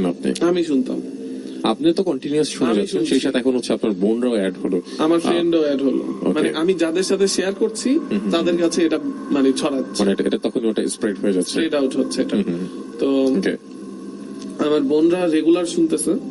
তো একদিন আমার ছোট বোন ও ওয়াশরুমে গেল, ওয়াশরুমে যাওয়ার পরে সে মানে জাস্ট ওয়াশরুমে সে কমোডে বসবে, ওই সময় কমোডের উপর থেকে মানে এমন একটা সাউন্ড আসলো, মানে খুব গম্ভীর গলায় একটা জোরে সাউন্ড আসলো, মনে হচ্ছে কমোডে কেউ বসে আছে, কমোডে আলটিমেটলি কেউ বসে আছে। বসে থাকলে সাউন্ডটা যেখান থেকে আসবে ঠিক সেভাবে আসছে সাউন্ডটা। তো আমার ছোট বোন তখন সে দৌড়ে ওয়াশরুম থেকে বের হয়ে গেল এবং সে আমাকে ঘটনাটা বললো। তো আমি বুঝতে পারছিলাম বাসার প্রত্যেকটা মানুষ এটা ফিল করছিল। দাদি ছিল, দাদি তাহাজ্জুদের নামাজ পড়তো, আমি আর দাদি একসাথেই পড়তাম। তো দাদিও জিনিসটা শেষ পর্যন্ত স্বীকার করলো। মানে কি স্বীকার করলেন তিনি? বললো যে হ্যাঁ বাসায় কিছু একটা আছে। আমি বললাম যে কেন, তুমি কি কোনো কিছু ফিল করছো বা দেখছো? বলে যে না, এগুলো বলার দরকার নাই, তোমরা ভয় পাবা, কিন্তু আছে, তোমার কথা সত্যি। তো যাই হোক, তো এইভাবে অনেক দিন কেটে গেল। যাওয়ার পর একদিন, আর সাউন্ডটা হচ্ছে ফার্স্টের দিকে হতো রাত্রে 11টা, 11:30টায়। আচ্ছা, 2-4 বার নক করতো রুমের দরজায়, জানলায় নুড়ি পাথরের ঢিল, এই টাইপের। আবার যখন আমি তাহাজ্জুদের নামাজ পড়তাম তখন। তো এইভাবে অনেকদিন যাওয়ার পর একদিন 11:30, 11:40-এ সাউন্ড টাউন্ড অনেক কিছুই হলো। আমি পিসিতে বসা, তখন এরকম করতে করতে রাত তখন 2:45, 2:40 ঠিক তখন সাউন্ড হয় অনেক জোরে আমার রুমে। সাউন্ডটা হচ্ছে এটা কি আগের সাউন্ডগুলোর মতোই? হ্যাঁ, দরজায় নক করে ওই জানলায় 3-4টা নুড়ি পাথর দিয়ে ঢিল। বাট আমার রুমের যে জানালা ছিল, জানালাটার পরে অনেক দূর জায়গা পর্যন্ত কোনো বিল্ডিং ছিল না, কোনো বাসা ছিল না, এখনো নাই। যে কেউ যে ঢিল দিবে কোনো বাসা থেকে, ওই ধরনের কোনো, মানে একদম খোলা। তো সবসময় হয়, আমি এটা পাত্তা দিলাম না, আমার কানে হেডফোন লাগানো অবস্থায় আমি শুনলাম সাউন্ড, শুনে আমি পাত্তা দিলাম না, পাত্তা দিলেই ঝামেলা। এর ঠিক 15 থেকে 20 মিনিট পর আমার রুমের দরজায় জোরে জোরে নক করছে কেউ একজন। তো আমি তখন মানে বিরক্ত হয়ে গেলাম যে এটা কে করতেছে এত রাত্রেবেলা। আমি ভাবলাম যে এরাই হয়তো ফাইজলামি করছে। দরজা খুললাম, দেখি আম্মু ঘেমে আছে। আমি বললাম যে কি হয়েছে, এত রাত্রেবেলা তুমি দরজায় নক করছো কেন? পরে বলে তুমি ঠিক আছো? আমি বলি মানে কি? পরে দেখি আম্মু মানে খুবই একদম যেমন দৌড়ে আসলে যেরকম হয়, খুবই ক্লান্ত। আমি বললাম কি হয়েছে? আম্মু বলে কিছু হয় নাই। আম্মু বলে যে তুমি এখানে থাকো না, তুমি আমার রুমের নিচে চলে আসো। মানে হচ্ছে মানে আপনি তখন পর্যন্ত আসলে জানেন না যে কেন আন্টি ওই মতো করে চলে আসলো বা ঘেমে আছে কেন। পরে আমি আম্মুর রুমে গেলাম, যার পরে আম্মুর রুমে আমার ছোট বোন আর আম্মু ঘুমিয়েছিল, আব্বু তখন বাইরে ছিল। তো ছোট বোন আর আম্মু, দেখলাম যে আম্মু সেখানে লাইট টাইট জ্বালানো, ডাইনিং রুমে লাইট জ্বালানো, পুরো বাসায় লাইট জ্বালানো, আম্মু বসে আছে, আম্মু ঘুমাচ্ছে না। আমি বললাম কি হচ্ছে, তুমি ঘুমাচ্ছ না কেন? এর মধ্যে আমার বড় বোন, সে তার রুম থেকে চলে আসলো। আমি বললাম তুমি যাক না এই টাইমে। তো আমার কাছে একটু রহস্য লাগছিল যে কেন বাসার প্রত্যেকটা মানুষ জাগ না, কি হলো, ঘটনাটা কি? তো আমার বোন বলতেছে যে কি হইলো। আম্মু বললো যে কিছুক্ষণ আগে আম্মু যখন ঘুমিয়েছিল, আম্মু তখন স্বপ্নে দেখে যে অপরিচিত একটা লোক, কেউ দরজায় কলিং বেল, মেইন দরজায় কলিং বেল দিল। কাজের মেয়েটা দরজাটা খুলে দেওয়ার পর লোকটা সরাসরি আম্মুর বেডরুমের সামনের দরজায় এসে দাঁড়ালো, এবং আম্মু তাকে তখন চিৎকার দিয়ে বললো যে কে আপনি এখানে আসছেন কেন? পরে আপনি কে? আপনি ড্রয়িং রুমে যান বা বাইরে যান, এটা আমার বেডরুম। তো লোকটা বলছে যে আমি তো আপনার ছেলের রুমে গেলাম, সে আপনার মেয়ের রুমে পাঠালো, আপনার মেয়ের রুমে গেলাম, আপনার এখানে পাঠালো। পরে আম্মু কাজের মেয়েকে ডাকছে যে হ্যাঁ কি ব্যাপার, ওকে এখানে, এই লোকটাকে তাকে এখানে আনতে দিলি কেন? তখন আমাদের কাজের মেয়েটা আসলো, এবং ওই লোকটা এবং কাজের মেয়ে দুজনে মিলে মিলাদ শরীফ পড়ছে। আচ্ছা, আম্মু এটা স্বপ্নে দেখলো আর কি। ইয়া নবী সালাম আলাইকা আমরা যেটা পড়ি, ওই লোক পড়ছে, কাজের মেয়ে পড়ছে, আম্মু দেখে, আম্মুর মুখ দিয়ে আম্মু পড়ছে। আম্মু তাকায় দেখে যে হচ্ছে আমার আম্মুর পাশে আমার যে ছোট বোন ঘুমানো, সে ঘুমের মধ্যে থেকে এটা পড়ছে।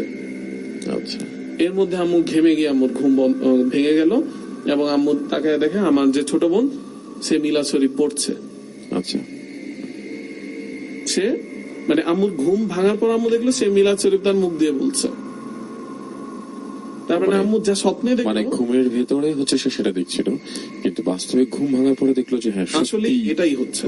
ওকে, জানালাটা খোলা ছিল, দুইটা জানালা দুইটাই খোলা ছিল। তো আম্মু তখন খুব ভয় পায় জিনিসটাতে, আচ্ছা, যে আসলে ঘটনাটা কি। তো এটা কিন্তু আমার রুমে সাউন্ড হওয়ার ঠিক 15-20 মিনিট পর। এই ঘটনা শোনার পর আমার বোন বলছে যে আম্মু যখন ঘুম থেকে উঠে ঠিক তার 10-15 মিনিট আগে তার রুমে সাউন্ড হয়, পরে সে আয়াতুল কুরসি পরে সে তার রুমটাকে বেঁধে ফেলে। আর ওই লোকটা কিন্তু বলছিল যে আমি আপনার ছেলের রুমে গেলাম, সে সেখান থেকে তাড়ালো, আপনার মেয়ের রুমে গেলাম, ওইখান থেকে আমাকে বের করে দিল, এর জন্য এখানে আসছি। আচ্ছা, তো ওই লোকের কথা এবং আমরা যা এতক্ষণ করলাম, এতক্ষণ যা ঘটলো, দুটার মধ্যে সম্পূর্ণ মিল। যে আসলে আমার রুমে আসার পরে আমি তাদেরকে আমার রুমটা আমি দোয়া পড়লাম, পড়ার পরে চলে গেল, আমার বোনের রুমে গেল, দোয়া পড়লো, চলে গেল, আম্মুর রুমে গেল। আর আম্মু স্বপ্নে সেটাই দেখলো, যে বললো যে ওই লোকটা আম্মুকে বললো আপনার ছেলের রুম থেকে আপনার মেয়ের রুমে পাঠিয়ে দিল, আমি ওইখানে গেলাম, আপনার মেয়েও বের করে দিল, এই জন্য আমি এখানে আসছি। তো আমার বোনও যখন বললো, আমরা সবাই মিলে তখন খুব ভয় পেয়ে যাই। আচ্ছা, কারণ জিনিসটা কিন্তু আপনার সাথে যখন একা ঘটবে সেটা এক জিনিস, আর যখন বাসার প্রত্যেকটা মানুষের সাথে ঘটে যাবে তখন কিন্তু একসাথে একই সময়। তো পরে মানে একটা টাইম হচ্ছে একটা সময় ছিল যে শুধু আপনি ছিলেন, তারপরে গিয়ে হচ্ছে আপনার অন্য অন্য বোন যারা ছিলেন তাদের সাথে আসলে আপনার ফ্রেন্ড জানলো, এবং ফাইনালি হচ্ছে আপনার আম্মা উনিও বিষয়টা আসলে এক্সপিরিয়েন্স করলেন। হ্যাঁ, তো তখন আমি চিন্তা করলাম যে কিছু একটা এখন করতে হবে। তো আমি বললাম যে সবাই তাহলে এক কাজ করো, 3:30 বাজে, একটু পরে তো আজানই দিবে, আমরা ফজরের নামাজ পড়ে ঘুমাই। আমি বললাম যে তোমরা সবাই ঘুম থেকে মানে ঘুমায়ও না, এখন তোমরা সবাই অজু টজু করো, নামাজ পড়ো। আমার কথা অনুযায়ী সবাই নামাজ পড়লো, কাজের মেয়ে সহ বাসার যারা ছিল, আমার 2 বোন, আম্মু, সবাই তখন নামাজ পড়লো। আমিও বললাম তাহাজ্জুদের নামাজ পড়লাম। আমি বললাম যে ফজরের নামাজটা আমরা জামাতে পড়বো। তো আমি চাচ্ছিলাম বাসায় একটু সবাই মিলে একটু দোয়া কেরাত কিছু একটা হোক, সেজন্য আমি বললাম যে ফজরের নামাজটা আমরা জামাতে পড়বো। Okay. তো ফজরের নামাজটা জামাতে পড়লাম, আমি ইমামতি করলাম, পেছনে বাকিরা ছিল। তো জামাতে পড়া নামাজ শেষ করে দোয়া কেরাত শেষ করে আমি মোনাজাত ধরলাম জোরে জোরে বলতে যেমন লাইক হচ্ছে রাব্বানা আতিনা ফিদ দুনিয়া, এটা জোরে ধরলাম আর কি।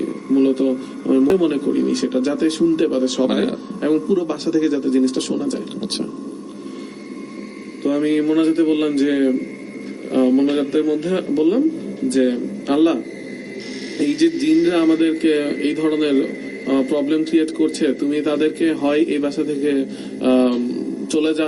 চলে যাওয়ার জন্য কিছু একটা করো, তুমি পারো একটা কিছু করতে, তুমি জিনদেরকে এই বাসা থেকে তাড়াও, আর না হয় যদি এদেরকে এখান থেকে তুমি না তাড়াও তাহলে এদেরকে তুমি ধ্বংস করে দাও, যেভাবে ধ্বংস করার তুমি সবাইকে ধ্বংস করে দাও, হয় তারাও না হয় ধ্বংস করো। মানে এটা আপনি হচ্ছে জোরে জোরে জোরে জোরে বারবার বলছিলাম যে এরা এরকম প্রবলেম করছে, নামাজ পড়তে দিচ্ছে না, এই করতে দিচ্ছে না, তুমি এদেরকে তাড়াও, আর না হয় কিছু একটা করো। তো আমি এটাও বললাম যে যদি আর তুমি যদি চাও তাহলে মানে এদেরকে তুমি ধ্বংস করে দাও, যদি তারা এখান থেকে না যায় তাহলে তুমি এদেরকে ধ্বংস করে দাও। তো কথাটা বললাম, কথাটা কিন্তু অনেক হার্ড, কথাটা অনেক হার্ড। সাপোজ আপনি আমাকে বিরক্ত করলেন, আমি আপনাকে বলতে পারি যে হ্যাঁ ওনাকে কোনো শাস্তি দেওয়া হোক, কিন্তু আমি যদি বলি যে হ্যাঁ আপনি মারা চান, তখন কিন্তু জিনিসটা কিন্তু অনেক হার্ড কথা। তো আমি ইচ্ছা করে হার্ড কথা বলেছিলাম সেদিন। আচ্ছা, মোনাজাতটা খুবই হার্ড ছিল কিন্তু তাদের জন্য, কারণ আমি তাদের ধ্বংসের দোয়া করছি। এক্স্যাক্টলি। তো এরপর আমি ঘুমালাম, সবাই ঘুমালো, আমার রুমে আমি ফাঁকা ছিল, সবাই প্রায় আমার বোনরা সব এক রুমে ঘুমালো, আর আমি ড্রয়িং রুমে ঘুমালাম, ড্রয়িং রুমে মানে ডিভানের উপর ঘুমালাম। তো আমার ঘুম ভাঙে 11টায়। ঘুম ভাঙার পর আমি দেখি আমার 104 ডিগ্রি জ্বর। মানে ঘুম থেকে ওঠার পরে আর শুরু থেকে আপনার একার জ্বর ছিল নাকি হচ্ছে আপনার পরিবারের অন্য যারা আছেন সবারই জ্বর? 104 ডিগ্রি জ্বর, পুরা শরীর ব্যথা, খুবই খারাপ অবস্থা, আমি কথা বলতে পারছিলাম না, আমি খুবই অসুস্থ ছিলাম, অনেক বেশি রকমের অসুস্থ ছিলাম, মানে খুবই খারাপ অবস্থা ছিল আমার। আমি বুঝতে পারছিলাম যে মানে এখন মানে কিছুটা ওরা রাগ করেই কাজটা করলো, যে আমার ধ্বংসের দোয়া করছস, তোকে এখন দেখা যায় কি করা যায়, সেজন্য হয়তো এরকম করছে। তো আমি তখন বললাম যে, কারণ আমি বুঝতে পারছিলাম জ্বরটা যদি আমার 2 দিন যাবে, 3 দিনের মধ্যে যদি জ্বরটা ভালো না হয় তাহলে আমার জন্য ফলাফলটা ভালো হবে না, তারা হয়তো আমার কোনো মারাত্মক ক্ষতি করে ফেলবে যদি 3 দিন ক্রস করে। তো ওই বইটা পড়ার কারণেই মূলত আমি এরকম অনেক কিছু জানতাম বা বুঝতে পারতাম। আমি বুঝতে পারছি যে আজকে জ্বরটা আমার আসছে, যদি আমার 3 দিনের ভিতর জ্বরটা ভালো না হয় তাহলে হয়তো বা আমার মারাত্মক কোনো ক্ষতি হবে, মানে আমার মানে বা আমার মৃত্যু হতে পারে এই জ্বরে। আচ্ছা তো আমি জোহরের নামাজের জন্য আমি আম্মুকে বললাম যে আমি মসজিদে যাবো। আম্মু বলে যে না তুমি পারবা না, তো তুমি অসুস্থ। আমি বলি আমাকে যেতে হবে। তো আমি মসজিদে গেলাম ঢাকায়, ওই হুজুরকে বললাম ঘটনাটা খুলে। সে বললো যে এরকম তো হওয়ার কথা না, এরকম কেন হবে? আমি বললাম যে না এরকমটাই হয়েছে। উনি বলে যে মারাত্মক কথা। আচ্ছা ঠিক আছে, আমি তাহলে বিকাল 4টায় আসি, বাসা তো তোমার বেঁধে ফেলতে হবে। এরকম কাহিনী ঘটনা যেহেতু ঘটছে, অনেক বড় ঘটনা, তোমার বাসা বেঁধে ফেলতে হবে। তো বেঁধে ফেলতে হলে তোমার মা বাবার অনুমতি লাগবে। আমি বললাম যে হ্যাঁ অনুমতি আছে, সব কিছু আছে। বাসা মানে মূলত বাসা কিভাবে বাঁধে কি করে না করে এগুলো আমিও জানতাম, বাট কথা হচ্ছে আমি চাচ্ছিলাম কোন অভিজ্ঞ হুজুর আলেম ওলামা দিয়ে বাসাটা বেঁধে ফেলতে, আমি নিজে করতে চাচ্ছিলাম না। আচ্ছা কারণ আমার নিজের উপর কনফিডেন্ট থেকে আমি তাদের উপর ভরসাটা বেশি করছিলাম সেই জন্য। তো ওনাদের 4টায় আসার কথা ছিল, কি কারণে যেন 4টায় তারা আসলো না। আমি গেলাম আসরের টাইমে, বললাম যে হুজুর কোথায়? বলে যে তুমি মাগরিবের সময় আমার সাথে দেখা করো। মাগরিবের সময় গেলাম, হুজুর আর আসলো না। আচ্ছা মানে কেন তারা মানে কোনো এক্সকিউজ আমাকে দেখিয়েছিল কোনো কি? রিজন দেখায় নাই Okay. কেন আসে নাই। কিন্তু আমি মানে জিনিসটাতে খুবই আমি ডিসঅ্যাপয়েন্টেড হয়ে মানে আমার খুবই মন খারাপ ছিল যে এরকমটা আসলে তারা করাটা উচিত না আমি মনে করি। তো আমার পরিচিত এক হুজুর ছিল, তাকে সবাই মাওলানা আব্দুল আহাদ, সে ভৈরব বাজার বসে, ভৈরব আচ্ছা কিশোরগঞ্জ ভৈরব, সেখানে সে বসে। সে মূলত জিন হুজুর নামে পরিচিত। তো আমি তাকে ফোন করলাম, বললাম যে হুজুর এরকম এরকম ঘটনা। বলে যে কি বলো, এরকম তো হওয়ার কথা না। আমি বলি যে হুজুর আপনি একটু দেখেন, আজকেই আপনি বসেন, বসে দেখেন। হুজুর মানে মোরাকাবায় বসতো, মানে মোরাকাবা মিন্স মেডিটেশন। তো সেখানে বসে মানে অনেক কিছু সে দেখতে পারতো। আমি বললাম যে আপনি একটু দেখেন, দেখে এটা একটু সলভ করে দেন। তো সেদিন রাতে উনি বসছে, আমি বুঝতে পারলাম যে উনি বসছে, বিকজ আমার জ্বরটা কমে যাচ্ছিল, স্বাভাবিক হয়ে আসছিল। 10টার দিকে আমি আমার ফোন দিলাম, হুজুর কি হলো? বলে যে হ্যাঁ তোমাকে আমি এর আগে অনেকদিন আগে আমি হুজুরের কাছে গেছিলাম, যে যখন আমার এই প্রবলেম গুলো হচ্ছিল, তখন হুজুর আমাকে একটা তাবিজ দিছিল আর কিছু পরা পানি দিছিল। তা আমি আসলে তাবিজ কবজ পরা পানিতে বিশ্বাস করতাম না তখন। আমি তাবিজটা আমার আলমারিতে রেখে দিয়েছিলাম ড্রয়ারে, আর পরা পানিটা 2 দিন মনে হয় মানে খাওয়া হয়েছিল। তো হুজুর বললো যে তুমি আমার তাবিজটা পরো নাই, তোমার আলমারিতে রাখা। আমি বললাম যে জি হুজুর, আপনি জানেন কিভাবে? উনি বললো যে হ্যাঁ তোমার আলমারির ড্রয়ার থেকে তাবিজটা বের করে নিজের হাতে পরো। তো আমি একটু অন্যরকম একটা ভাবনায় পড়ে গেলাম যে হুজুর জানলো কিভাবে। পরে বুঝলাম যে ও আচ্ছা ঠিক আছে, উনি তাহলে এটা জানে বলতে ওনার যে মানে প্রত্যেকটা মানুষের সাথে একটা করে জিন আছে কিন্তু। আচ্ছা এটা আপনি জানেন কিনা? জিন আছে বলতে হচ্ছে যে আমাদের এখানে তো আমাদের দেখা যাচ্ছে যে দুই ঘরে দুজন ফেরেশতা থাকেন আমাদের সাথে, কিন্তু প্রত্যেকের সাথে আসলে একটা করে জিন থাকে। এই ব্যাপারটা আমার কাছে আজকে নতুন জানা। প্রত্যেকটা মানুষের সাথে একটা করে জিন থাকে, তার নাম থাকে হচ্ছে কালিন। আচ্ছা। তো এটা আমি জানি না সে কোথায়, আমার সাথেই আছে, আপনার সাথেও আছে, সবার সাথেই আছে। আপনি দেখবেন যে গ্রামে কিছু লোক আছে যারা কিনা পীর বা এই টাইপের লোকজন, তারা আপনি যখন তার কাছে যাবেন সে আপনাকে বলবে যে তুই কেন আসছিস আমি জানি, তোর এই প্রবলেম, তোর সলিউশন এই। আপনি হয়তো তখন ভাববেন যে কি ব্যাপার, উনি এরকম জানতে পারলো কিভাবে, উনি এটা কোত্থেকে জানলো, উনি তো আমার সাথে তো দেখা হয়নি। তারপর বলবে যে হ্যাঁ তুই রাস্তায় যখন আসছিলি তখন তোর সাথে এই হয়েছে না, তুই এটা দেখছিস না, এরকম না। আপনি অবাক হয়ে যাবেন কিভাবে সম্ভব। তো আসলে ওনারা কালিনকে ব্যবহার করে। আচ্ছা কালিনকে ব্যবহার করে। আমি সেটা ব্যবহার করতে পারি না, বা আমাদের ওই শক্তিটা নাই, সেজন্য আমরা তাকে দেখতে পারি না, তার অস্তিত্বটা আমরা বুঝি না। কিন্তু তারা তাদের মানে কিছু কাজকর্ম দিয়ে এমন ভাবে একটা সম্পর্ক করে তাদের সাথে যে তারা কারিদের সাথে তাদের রেগুলার কথাবার্তা হয়। তো যখনই ধরেন ওই হুজুর বা যে যারা এই কাজগুলা করে তারা মানে আপনি গেলেন কোনো পীরের কাছে বা হুজুর টাইপ লোকের কাছে কোনো প্রবলেমের জন্য, সে বলে দিল আপনার অতীত বর্তমান ভবিষ্যৎ সব বলে দিল। কিভাবে বললো?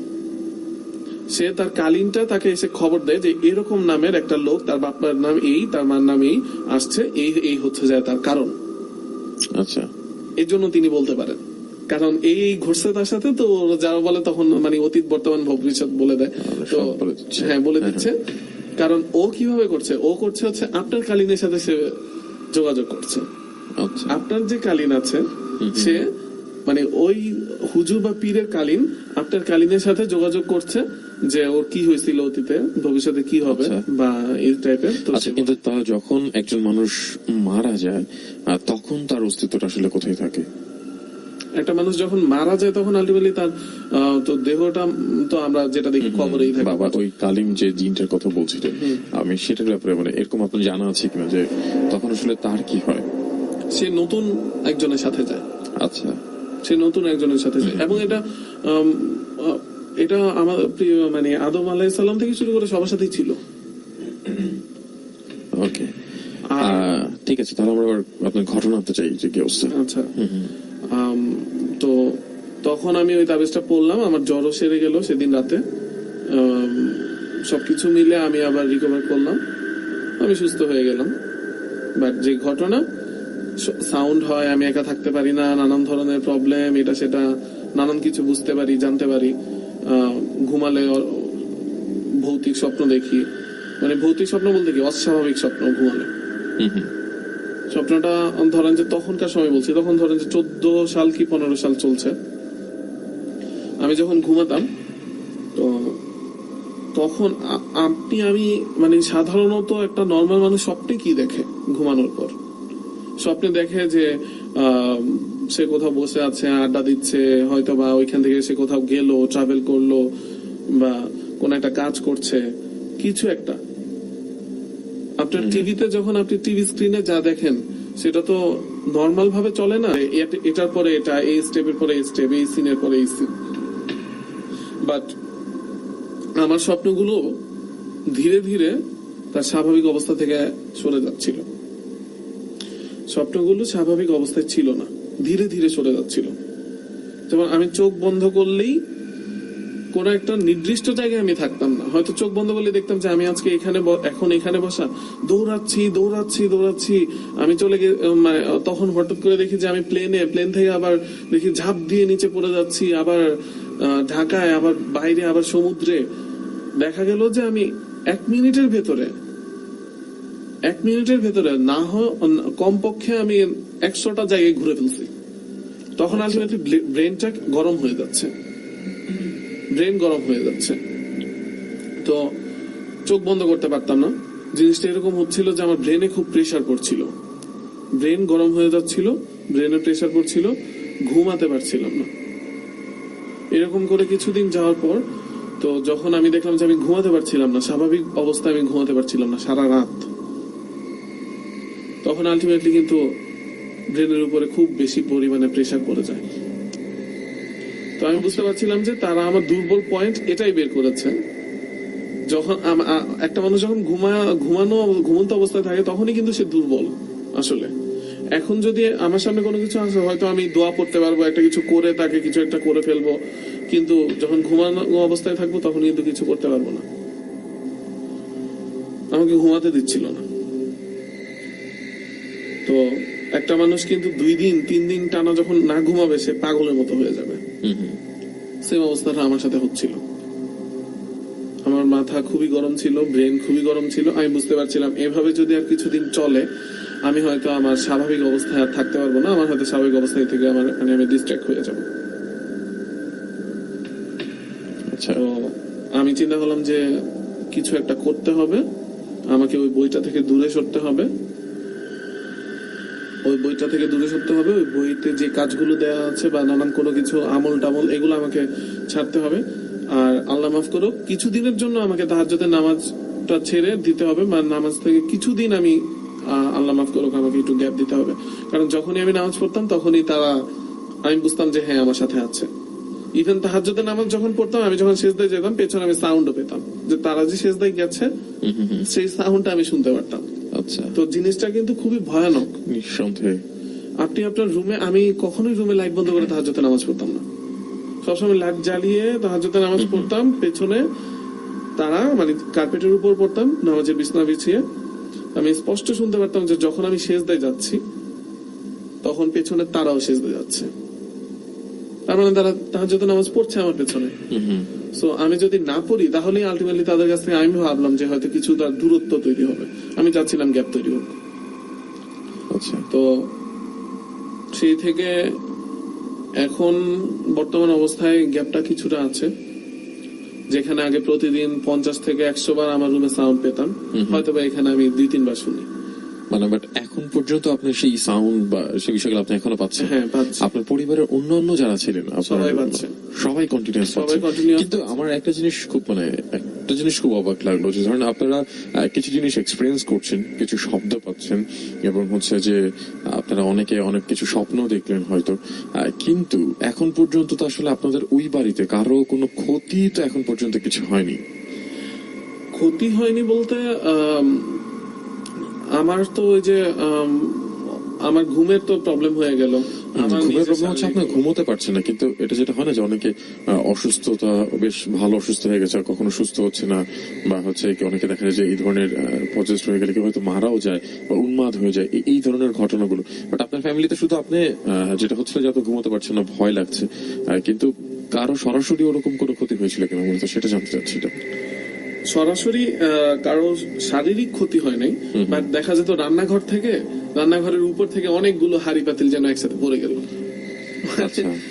গেল। সবাই মানে আমিও রুম থেকে বের হলাম, দাদুও বের হলো, আমার বোনও গেল, বাট আলটিমেটলি রান্নাঘরে কিছুই নেই, কিছুই পড়ে নাই, সব জিনিস ঠিক আছে। এই টাইপের হতো আর কি। ঠিক আছে, তেমন হচ্ছে এই বিষয়টা আপনার সাথে এখনো ঘটে যাচ্ছে।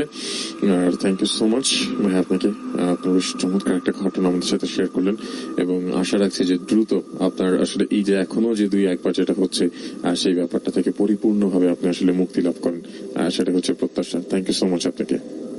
আচ্ছা, ঠিক আছে, আপনাদেরকেও thank you. Okay, dear listener, tune করে আছেন রেডিও 71 FM 98.4, আর সবাইকে আরেকবার স্বাগত জানাতেই অদৃশ্যের মাঝে। আর এই মুহূর্তে অনেকেই আমাদের সাথে কিন্তু জয়েন করে ফেলেছেন, তাদের টেক্সট গুলো পড়বো এবং আরেকবার বলতে চাই আমাদের সাথে কিন্তু আরো একজন গেস্ট রয়েছেন, সেই গেস্টে নিয়ে আসবো। তবে সেই গেস্টকে নিয়ে আসার আগে একটা ছোট্ট বিরতিতে যাব এবং তারও আগে আপনারা যারা এই মুহূর্তে আমাদের সাথে আছেন তাদের টেক্সট গুলো একটু পড়ে দিতে চাই। আমাদের সাথে আর কে রাহুল ছিলেন ফ্রম লালবাগ থেকে, বলেছেন ওকে ঘটনাগুলো শুনতে চান। আমরা একটা ভয়ের ঘটনা কিন্তু ইতিমধ্যে শুনে ফেললাম। নিলয় ঢাকা থেকে ছিলেন আমাদের সাথে, বলেছেন আচ্ছা কি ভয় লাগছে। ওকে, রিপা আছেন মুন্সিগঞ্জ থেকে, কিছু ঘটনার কথা বলেছিলেন, একটা ফোন নম্বর দিয়েছেন, অবশ্যই আমরা আপনার সাথে যোগাযোগ করব। এদিকে শারিয়ার আহমেদ ছিলেন আমাদের সাথে, উনি লিখেছেন মতিঝিল থেকে, বলেছেন অনেক প্রচন্ড ভয় করছে, ওয়াশরুমে যেতে পারছি না।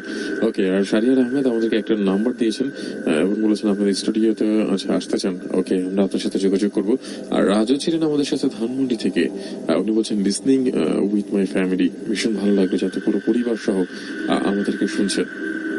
আর এই মুহূর্তে যেখানে যাবো facebook.com/radio71FM 98.4, ফেসবুকে যারা আছেন তাদের কমেন্টস গুলো পড়ছে এবং আপনাদেরকে যেটা বলতে চাই সেটা হচ্ছে আপনি চাইলে কিন্তু আপনার ঘটনাগুলো নিয়ে ঠিক এমনি ভাবেই আপনার কাছে যদি এই ধরনের ঘটনা বের থেকে ভয়ের ঘটনা হয়তো আপনার কাছে রয়েছে, আর সেই ঘটনাগুলো নিয়ে আপনি কিন্তু অদৃশ্যে হাজির হয়ে যেতে পারেন। তো সেই ক্ষেত্রে আপনার সেল নাম্বারটি পাঠাবেন আমাদের কাছে, মোবাইলের মেসেজের জন্য লিখেন EFM স্পেস আপনার নাম, আপনার লোকেশন দিয়ে আপনার সেল নাম্বারটি পাঠিয়ে দেবেন 7171 এই নাম্বারটিতে। আর আমাদের সাথে ফেসবুকে রানা মজুমদার ছিলেন, এছাড়া আমাদের সাথে শরীফুদ্দিন মজুমদার সৌরভ ছিলেন আমাদেরকে। ওকে, আমাদের সাথে রাজীব হোসেন ছিলেন, বলেছেন থ্যাংক ইউ সো মাচ ভাইয়া। আমাদের সাথে অনিক আহমেদ ছিলেন, আর এছাড়া আমাদের সাথে নাজমুল ইসলাম বাবু ছিলেন, বলেছেন hello brother, how are you, and I am from Bagerhat and have you ever, thank you for your, okay thank you so much bro. আর এদিকে আমাদের সাথে মুস্তাফিজুর রাজু রয়েছেন, বলেছেন ওকে, আমাদের সাথে প্রিন্স জুবাইর রয়েছেন, বলেছেন একা একা শুনছে খুব ভয় লাগছে। আর রাহুল খান ছিলেন আমাদের সাথে। ওকে, আমাদের সাথে আবির আহমেদ ছিলেন, বলেছেন ওকে রনি ভাই তোমার ওতে আচ্ছা খুব ভয় লাগছে, থ্যাংক ইউ ভাইয়া, শুনতে থাকেন আমাদের সাথেই থাকেন।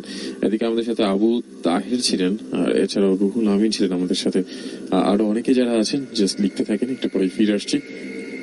আপনার কমেন্টসগুলো নিয়ে, এবং ততক্ষণ পর্যন্ত সাথেই থাকুন এবং অদৃশ্যের মাঝেই থাকুন। জাস্ট ছোট্ট একটা বিরতির পর আর অনেক কিন্তু আমাদের যে বাকি গেস্টগুলো রয়েছে গেস্টগুলোকে নিয়ে কিন্তু ফিরে আসছি। কোথাও যাবেন না, স্টে টিউন।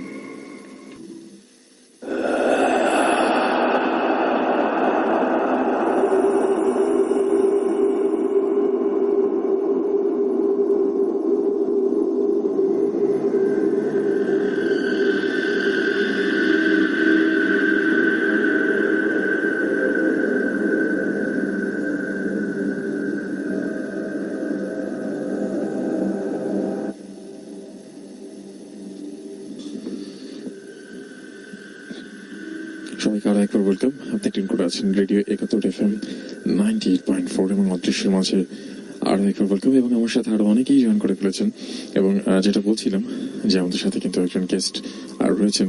একটু আগে বেশ একজন মানুষ এসেছিলেন যার সাথে জিন সংক্রান্ত বিষয় নিয়ে রীতিমতো তার সাথে কিন্তু ঘটনাগুলো ঘটেই যাচ্ছে, এবং একটা বইকে কেন্দ্র করে মূলত তার এই সমস্যাগুলো শুরু হয়। এবং যে ঘটনাটাগুলো শুনছিলাম, এরকম এর আগেও কিন্তু আমরা শুনেছি যে অনেকে বিভিন্ন জিনিস চর্চা করতে গিয়ে বা না জেনে কোনো একটা জিনিস পড়তে গিয়ে বা সেই বিষয়টাকে নিয়ে যদি অ্যানালাইসিস করতে চাই, তখন দেখা যায় যে এই ধরনের কিছু ইনসিডেন্ট কিন্তু ঘটে।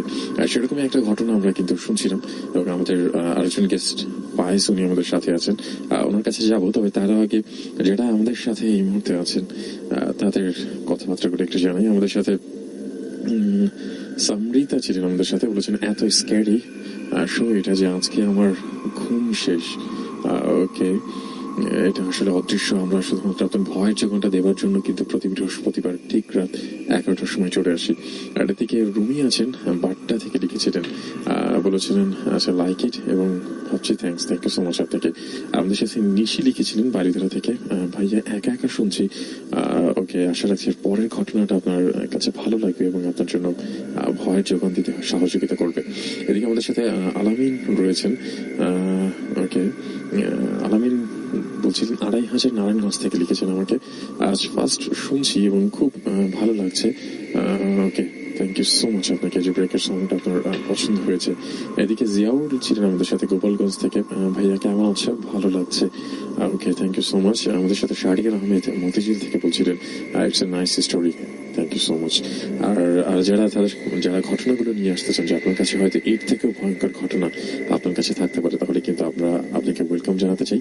সেক্ষেত্রে আপনার নাম্বারটা আমাদেরকে দেবেন, মোবাইলের মেসেজ অপশনে চলে যান, লিখে ফেলেন EFM স্পেস আপনার নাম, আপনার লোকেশন দেন, আপনার সেল নাম্বারটি পাঠিয়ে দেবেন 7171 এই নাম্বারটিতে।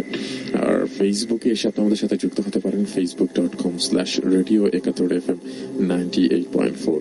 আর আপনি যদি মনে করেন যে আপনি অনেক দূরে আছেন, সেক্ষেত্রে হয়তো আপনি আমাদের সাথে কানেক্ট করার জন্য আপনার কোনো একটা রেকর্ডিং, যে ঘটনাটা ঘটেছিল আপনার বা আপনার কোনো প্রিয়জনের জানা কোনো ঘটনা যেটা আপনি জানেন, সেই ঘটনাটা কিন্তু আপনি রেকর্ডিং করে কিংবা ইমেল করে আমাদের কাছে পাঠিয়ে দিতে পারেন। আর সেটার জন্য আমাদের ইমেল অ্যাড্রেসটা হচ্ছে odrisho98.4@gmail.com, odrisho98.4@gmail.com। আর এই মুহূর্তে কথা না বাড়াই সরাসরি আমি আমাদের যে দ্বিতীয় গেস্টটি নিয়ে আছেন তার কাছে চলে যাচ্ছি।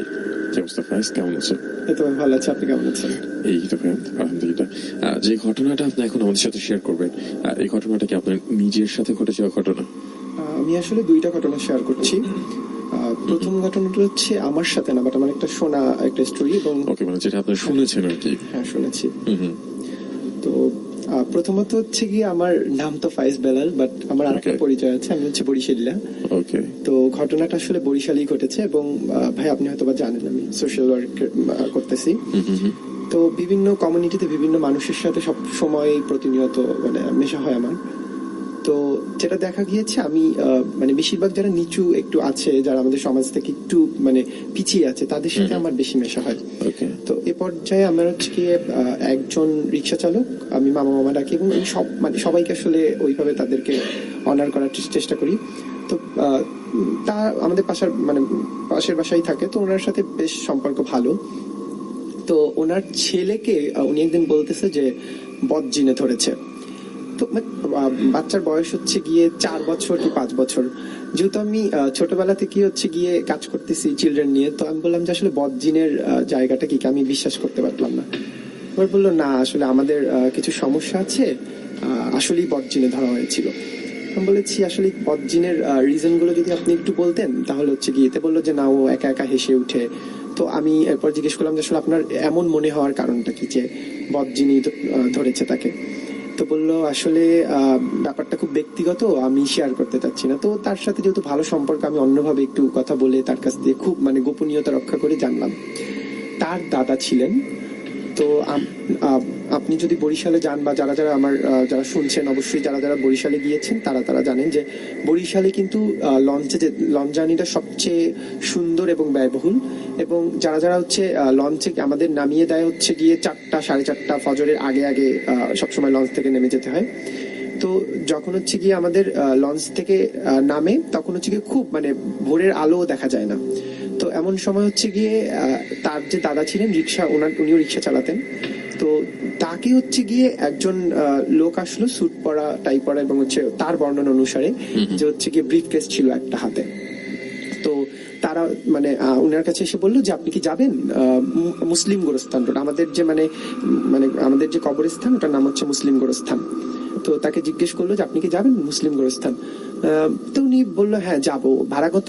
উনি বললো যে হচ্ছে গিয়ে মানে রিক্সা চালক বললো যে আমাদের ভাড়া হচ্ছে গিয়ে 80 টাকা। তখন কিন্তু 80 টাকা অনেক ছিল, মানে আসলে দূরত্বটা এখনো আমার ভাড়া আপনি বরিশালে গেলে জানবেন যে 35 থেকে 40 টাকা। সেখানে তখন উনি মানে একটু ইকুয়ে চেয়েছে 80 টাকা। তো বললো 80 টাকা, বলছে চলেন।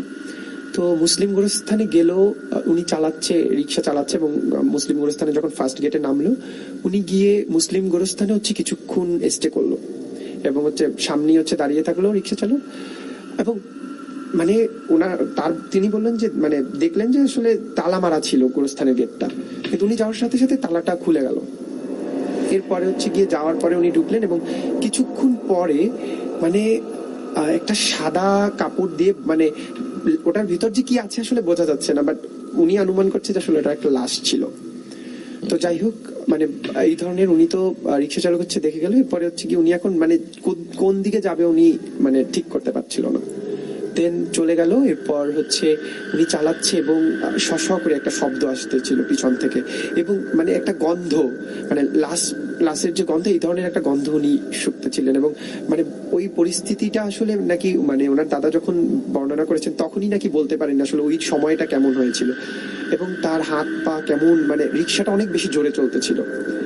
এরপর হচ্ছে গিয়ে আবার বললো যে তো মুন্সিগিরে যাচ্ছে আমাদের ওখানে। মুন্সিগিরে যাওয়ার পর বললো, জিজ্ঞেস করলো গলা ভাঙা নিয়ে যে আপনি আসলে কোথায় যেতে চাচ্ছেন। উনি আবার বললো যে আমাকে লঞ্চঘাট নামিয়ে দেন।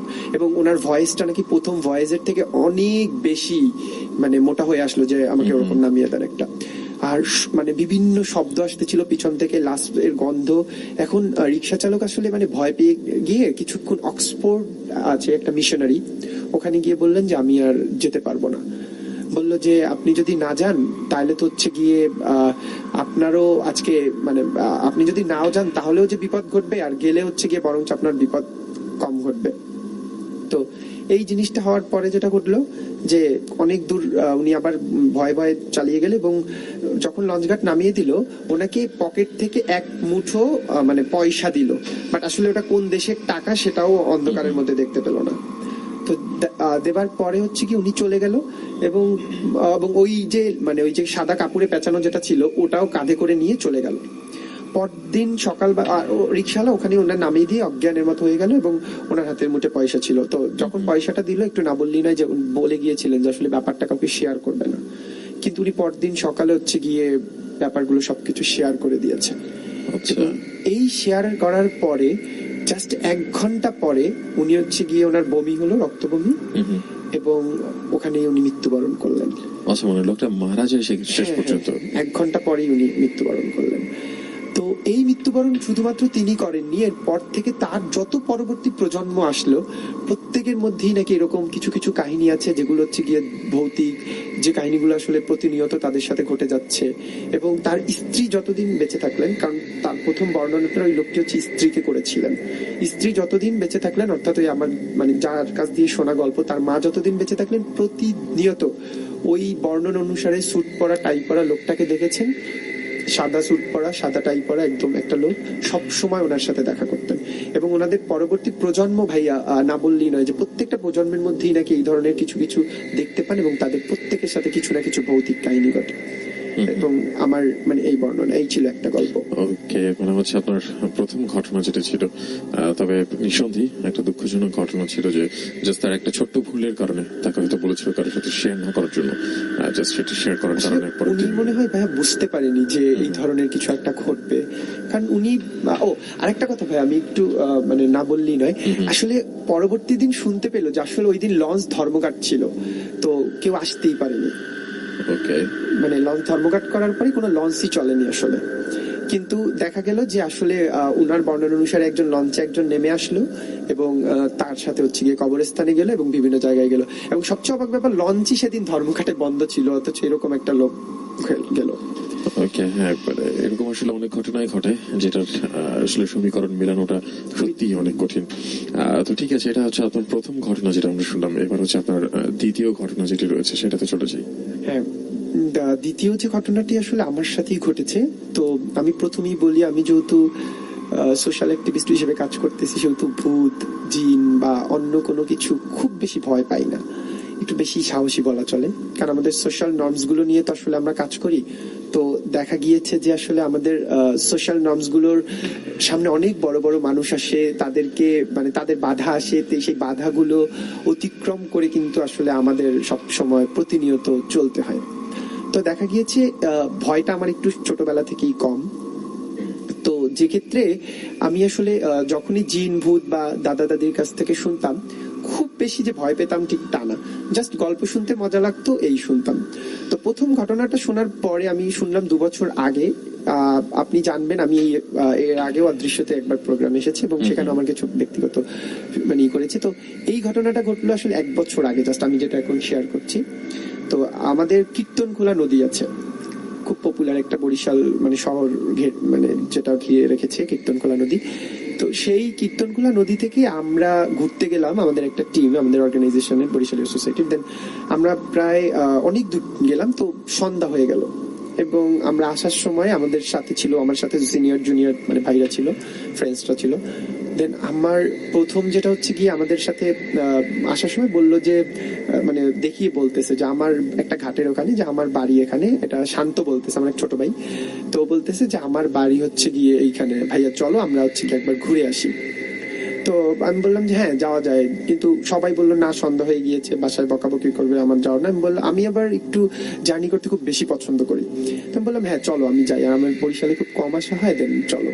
তো আমরা সবাইকে বললাম, আসলে আমরা ওই ট্রলারে ছিলাম প্রায় 20-25 জন, বাট কেউই সবাই না করলো, শুধু শান্ত আর আমি। আর আমাদের সাথে মেহরাব আছে, আমার ছোট ভাই আরেকজন, ও বললো হ্যাঁ ঠিক আছে যাওয়া যায়। দেন আমরা আমরা বললাম ট্রলারওয়ালাকে যে তারপর আমি জিজ্ঞেস করলাম আসলে আমাদের বরিশালে আবার যাওয়া যাবে কিনা রাতের বেলা। ও বললো যে হ্যাঁ তুমি ভাই আমরা বাইকে চলে যেতে পারবো 30-35 মিনিট, আমরা মানে ডিনারটা করে হচ্ছে গিয়ে বরিশালে ব্যাক করবো। বললাম তাহলে তো সমস্যা নেই চলো। তো আমরা যখন গেলাম, যাওয়ার পর হচ্ছে গিয়ে মানে আমার এখনো বলতে অনেক ভয় লাগছে। তো যেটা হচ্ছে গিয়ে ওদিন আবার হচ্ছে বিপিএল এর খেলা চলতেছে, বরিশাল বুলস এবং হচ্ছে রাজশাহী। তো আমরা যখন রাজশাহীর খেলাটা আমাদের সবসময় জাঁকজমকপূর্ণ, সবাই খেলার মানে ব্যস্ত এবং সম্ভবত সেমিফাইনাল ছিল। তো এই ধরনের মানে পরিস্থিতিতে আমরা কোনো মানে ওদের বাড়ি হচ্ছে ভ্যানে যেতে হয় অনেক দূর হাঁটার পর, তো ভ্যান পেলাম না। তো এখন বললাম যে শান্ত আমাদের খেলাটা তো আমাদের দেখতে হবে, কারণ হচ্ছে আজকে সেমিফাইনাল ফাইনালের খেলার পর। বললো ভাইয়া খেলা দেখতে তো মানে খেলা শেষ। আমি বলছি যে ঠিক আছে তাহলে যেহেতু ভ্যান পাচ্ছি না, চলো আমরা হেঁটে যাওয়া যায় কিনা। বলে ভাইয়া হেঁটে যেতে তো 30-35 মিনিট লাগবে। বলি এত দেরি, তাহলে তো সমস্যা। বলে যে ওকে তাহলে ভাই আমাদের আরেকটা পথ আছে যেখান থেকে 15 কি 12 মিনিট লাগতে পারে, শর্টকাট ওয়ে। হ্যাঁ শর্টকাট ওয়ে, রাইট। তো ওই যে বনের মধ্যে থেকে শর্টকাট ওয়ে যেটাকে আমরা বলি। তো এখন বললো যে ভাই এটা কিন্তু জঙ্গল। আমি বলি জঙ্গল হয়েছে কি, সবে মাত্র 7টা-7:30 বাজে, এখানে তো খুব বেশি সমস্যা না। আপনারা তখন হচ্ছে কতজন একসাথে?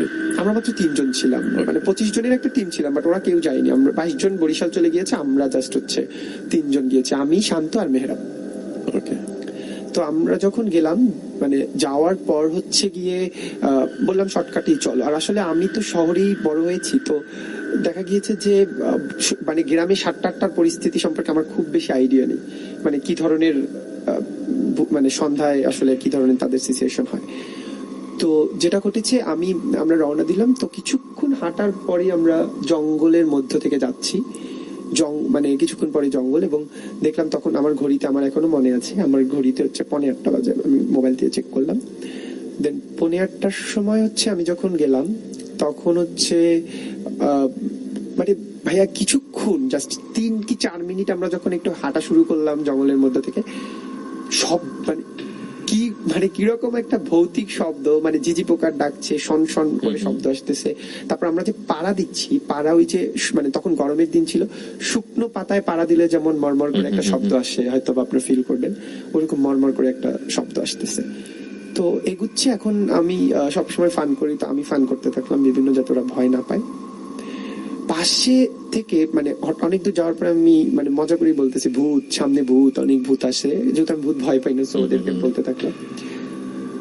হঠাৎ করে আমার পায়ে একটা মানে আমার পায়ে বেজির উপর পাড়া দিলাম, আর আমার মনের ভেতর তেমনি ওই যে শব্দগুলো, তারপর হচ্ছে এত রাত, আমার রাতে কোনো টর্চ নাই, কিছু নেই, জাস্ট মোবাইলের আলো দিয়ে পুরো পরিবেশটাই আসলে একটু অন্যরকম, থমথমে। হ্যাঁ, এবং মানে আপনি যখন মানে পাড়া দিচ্ছেন, শব্দ আসতেছে, তারপর হচ্ছে ঝিঝি পোকার ডাক, পাশ থেকে বিভিন্ন প্রাণী, মানে প্রাণী বলতে বিভিন্ন ধরনের শিয়াল বা এই ধরনের ডাকতেছে। গ্রামের বাড়ি, আপনি বুঝেন 8:30-8টার দিকে কি পরিস্থিতি, এবং পুরোটাই জঙ্গল ছিল। তো আমি জাস্ট মানে ঝিঝি পোকার ডাকটা দেওয়ার পর আমি জোরে একটা চিৎকার দিয়েছি, মানে যখন এই যে মানে আমার পায়ের কাছ দিয়ে যখন হচ্ছে গিয়ে একটা বেজি চলে গেল, মানে আমি পাড়া দিয়েছিলাম, জাস্ট চিৎকার দেওয়ার পর ওরাও ভয় পেয়ে গেল। এবার আমরা আরেকটু অ্যালার্ট হয়ে গেলাম, এবং আমি ওই ভয়ে থেকে মানে আমি আরো মানে নার্ভাস হয়ে গিয়েছি, আসলে আমার এখন কি করা দরকার। আমি বললাম, আসিফ, আমরা যদি শান্ত, আমরা যদি ব্যাক করি তাহলে আসলে কত টাইম লাগবে? বলে, ভাই আমাদের ব্যাক করতে 7 মিনিট লাগবে। আমরা বলছি সামনে এগুলো, বলে তাও 7 মিনিট লাগবে। তার মানে আমরা এমন একটা জায়গাতে আছি, আপনি হয়তো ফিল করবেন যে মধ্যে, একদম মধ্যে, অর্থাৎ পিছনে ব্যাক করার সুযোগ নেই, সামনেই আমাদের যেতে একই সময় লাগবে। দেন আমি বললাম, ঠিক আছে, তাহলে সামনের পথেই চলো, বাট একটু তাড়াতাড়ি হাঁটি যেহেতু। তো যতই হাঁটছি শব্দটা প্রকট হচ্ছে, এবং মানে ওই আসলে বর্ণনাটা করে আমি বোঝাতে পারবো না, এতটা মানে ঝিনঝিন শব্দ একটা, তার মধ্যে পায়ের শব্দগুলো, মানে মুড়মুড় করে একটা বাতাস আসতেছে, অন্যরকম একটা পরিস্থিতি।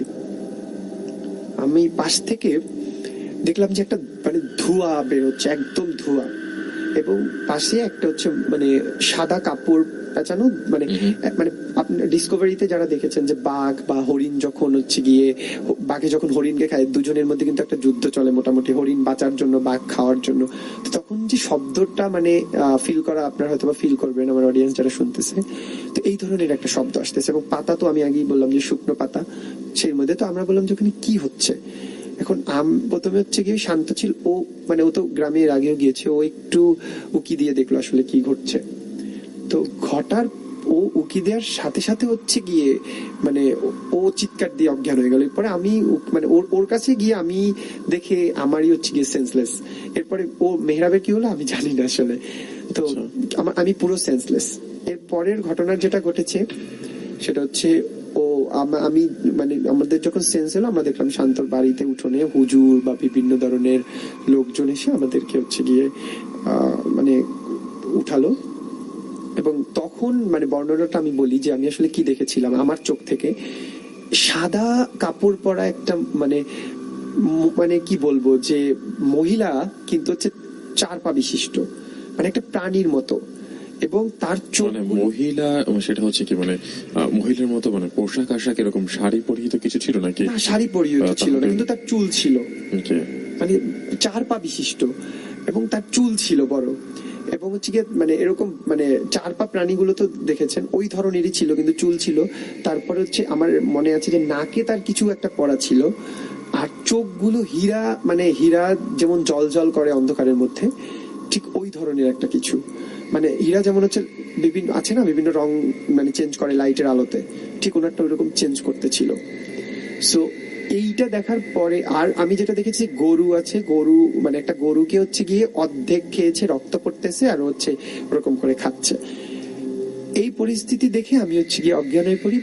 পরবর্তী দিনের যে মজার, আমরা ওই দিন পুরো বাসায় ছিলাম, পরবর্তী দিনের যে একটা মজার ঘটনা ঘটেছে সেটা হচ্ছে আমি শুনলাম যে আমাদেরকে এক মানে ওদের বাসার পাশে আছে মানে রহিম আঙ্কেল, উনি হচ্ছে আমাদেরকে উদ্ধার করেছে। ওনার বাসা হয়তো বা 2 মিনিট, আমরা যেখানে অজ্ঞান হয়েছে ওখান থেকে 2 মিনিট, ওনার গরু হারিয়ে গিয়েছিল।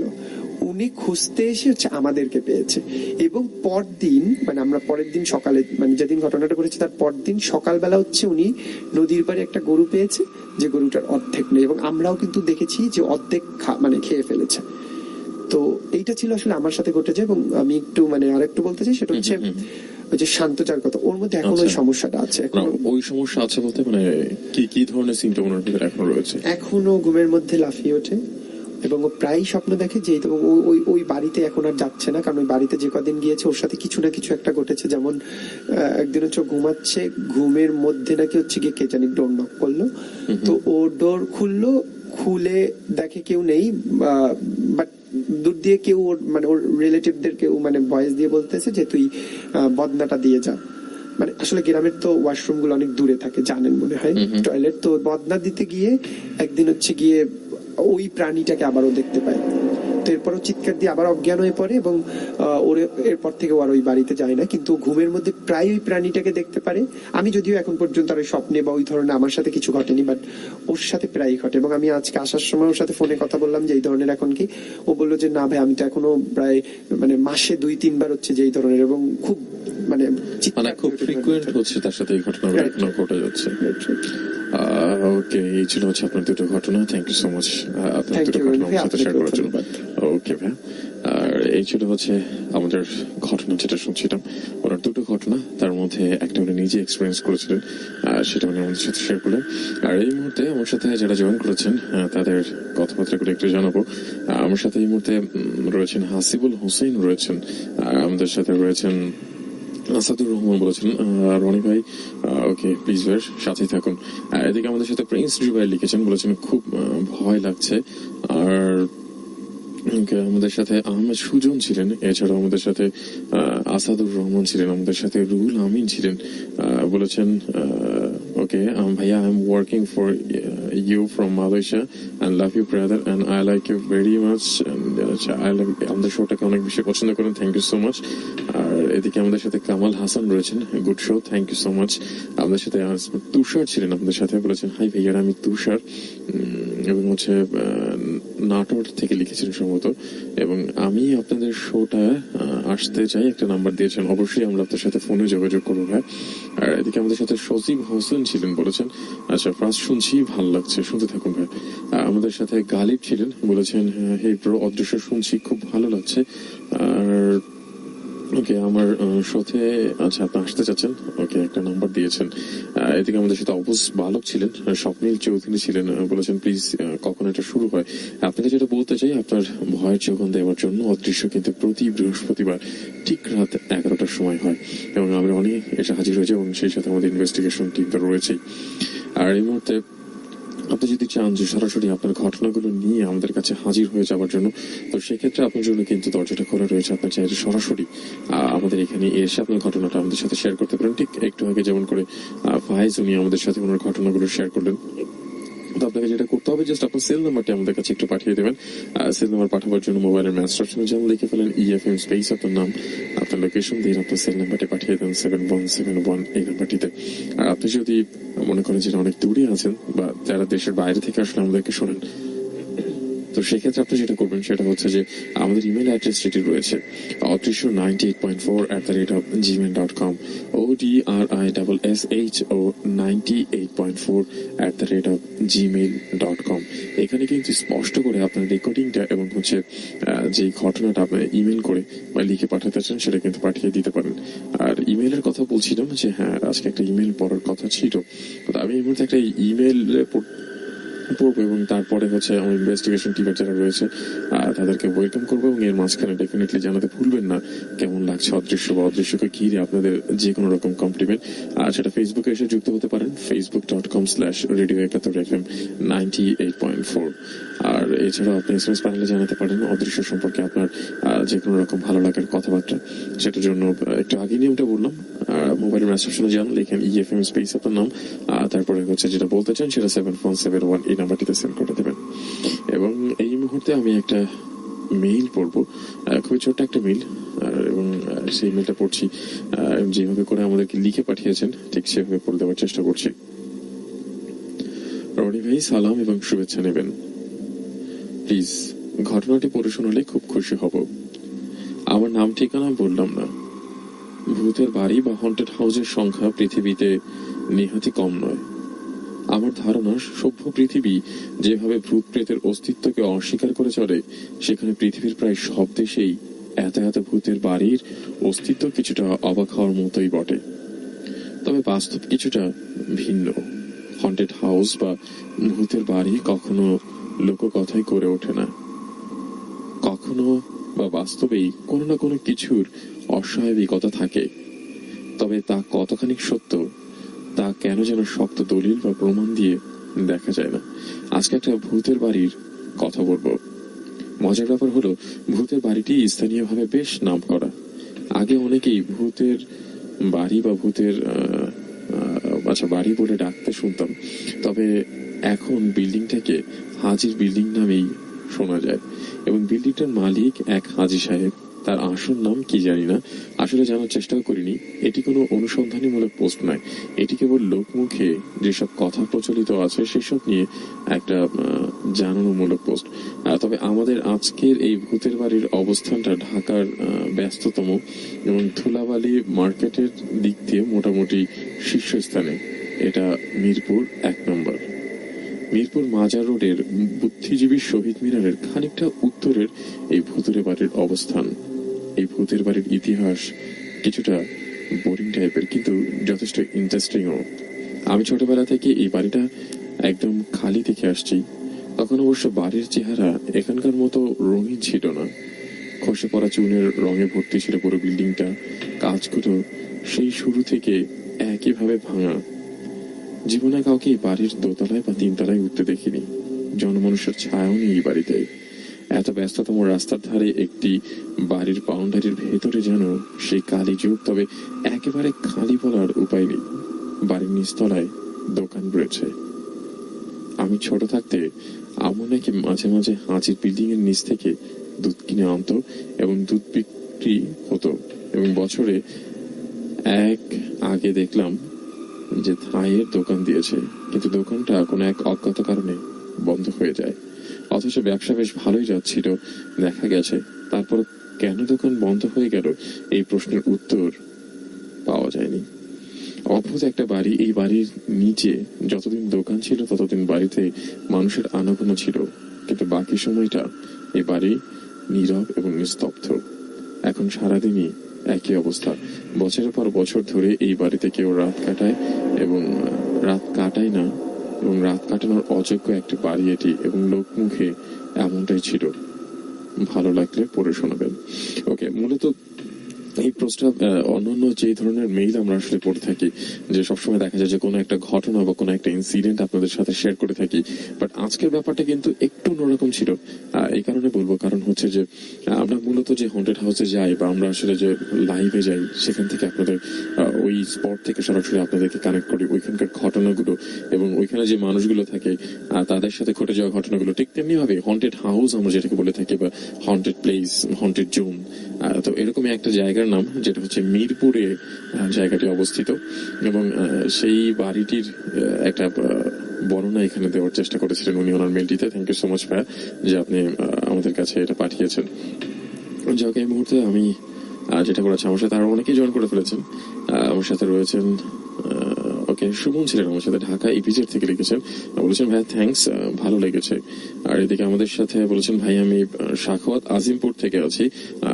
ওকে, একটা এসএমএস করেছি, ভুলে গেছেন প্লিজ, আমরা চলে আসতে, আপনার কথাটা না ঠিক বুঝতে পারিনি। এদিকে আমার সাথে সাইম রয়েছেন, বলেছেন বাসাবো থেকে এই শোটা best show, thank you so much. আর বাসাবো থেকে একটা নাম্বার দিয়েছেন, ফোন করার কথা বলছেন, অবশ্যই আমরা করবো। এদিকে আমাদের সাথে তারেক হৃদয় রয়েছেন, ফার্স্ট টাইম শুনছি, খুব ভালো লাগছে, রামপুরা থেকে আছেন উনি, ধন্যবাদ ভাই আপনাকে। এদিকে ওকে ফারুক হোসেন একটা নাম্বার দিয়েছেন। আমরা যারা যারা নাম্বার দিয়েছেন এই মুহূর্তে তাদেরকে বলতে চাই, অবশ্যই আমরা আপনার সাথে যোগাযোগ করব। এবং যারা এখন পর্যন্ত ভাবছেন যে আপনার ঘটনা নিয়ে কি করে আসবেন, তাদের কারা করে বলতে চাই, মোবাইলের মেসেজ যেমন লিখে নিয়ে এফএম স্পেস আপনার নাম, আপনার লোকেশন, দেন আপনার কথাবার্তাগুলো শেয়ার করুন 7171 এই নাম্বারটিতে। আর সরাসরি আপনি কিন্তু ফেসবুকে এসব আমাদেরকে অনেকে দেখলেন যে ফেসবুকে আমাদেরকে নাম্বার যারা দিয়েছেন আমরা সেখান থেকে কিন্তু নাম্বার নিয়ে আপনার সাথে যোগাযোগ করবো। যাবো ছোট্ট একটা বিরতিতে, তারপরে আমার ইনভেস্টিগেশন টিমকে নিয়ে আমি অনেক কিন্তু ফিরে আসছি। ততক্ষণ পর্যন্ত অদৃশ্যের মাঝেই থাকুন, অদৃশ্যের সাথেই থাকুন। Before you can overcome fear, you must first truly know fear.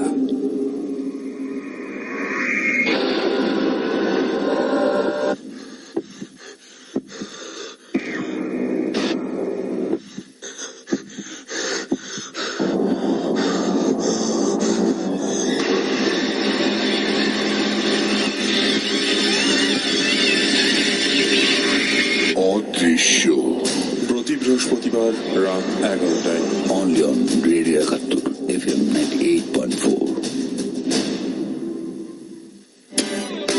Radio Ekattur 98.4 FM.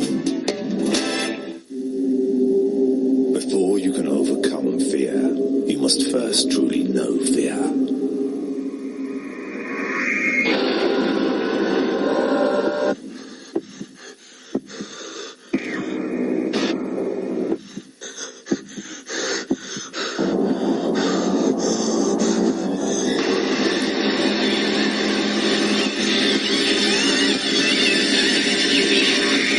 অদৃশ্য প্রতি বৃহস্পতিবার রাত 11টায় Only on Radio Ekattur FM 98.4.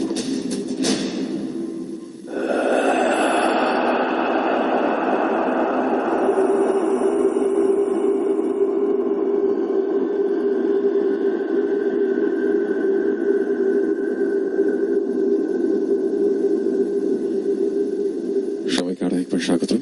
আর আমরা একদম শেষ মুহূর্তে দিকে চলে এসেছি। তবে তার আগে যেটা বলছিলাম যে আমাদের ইনভেস্টিগেশন টিম থেকে মাহফুজ কিন্তু এই মুহূর্তে আমাদের সাথে আছেন। তো মাহফুজ, কি অবস্থা, কেমন আছো? এই তো আছি আলহামদুলিল্লাহ, পুরোপুরি সুস্থ না বাট আছি আলহামদুলিল্লাহ। ওকে, তবে যেটা জানাতে চাই সেটা হচ্ছে যে হ্যাঁ মাহফুজ, আমরা লাস্ট উইকে আমাদের এপিসোড যেটা আসলে আমরা যে কারণটি করতে পারিনি বা যে কারণে আসলে আমাদের এপিসোডটি হয়নি সেই বিষয়টাই আমরা মাহফুজের কাছ থেকে শুনবো। সেটা আসলে রিজনটা কি ছিল?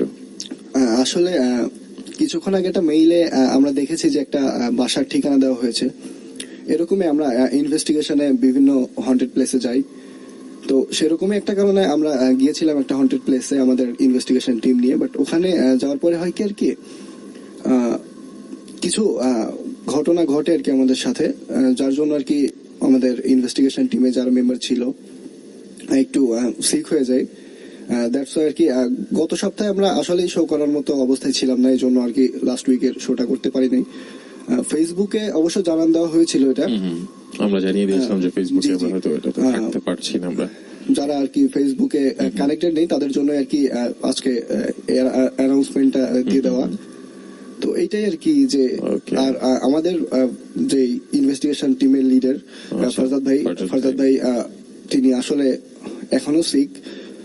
ডাক্তার তাকে মানে আর কি বেড রেস্ট দিয়েছে, যে জন্য আর কি সে আজকে আমাদের মাঝে নেই।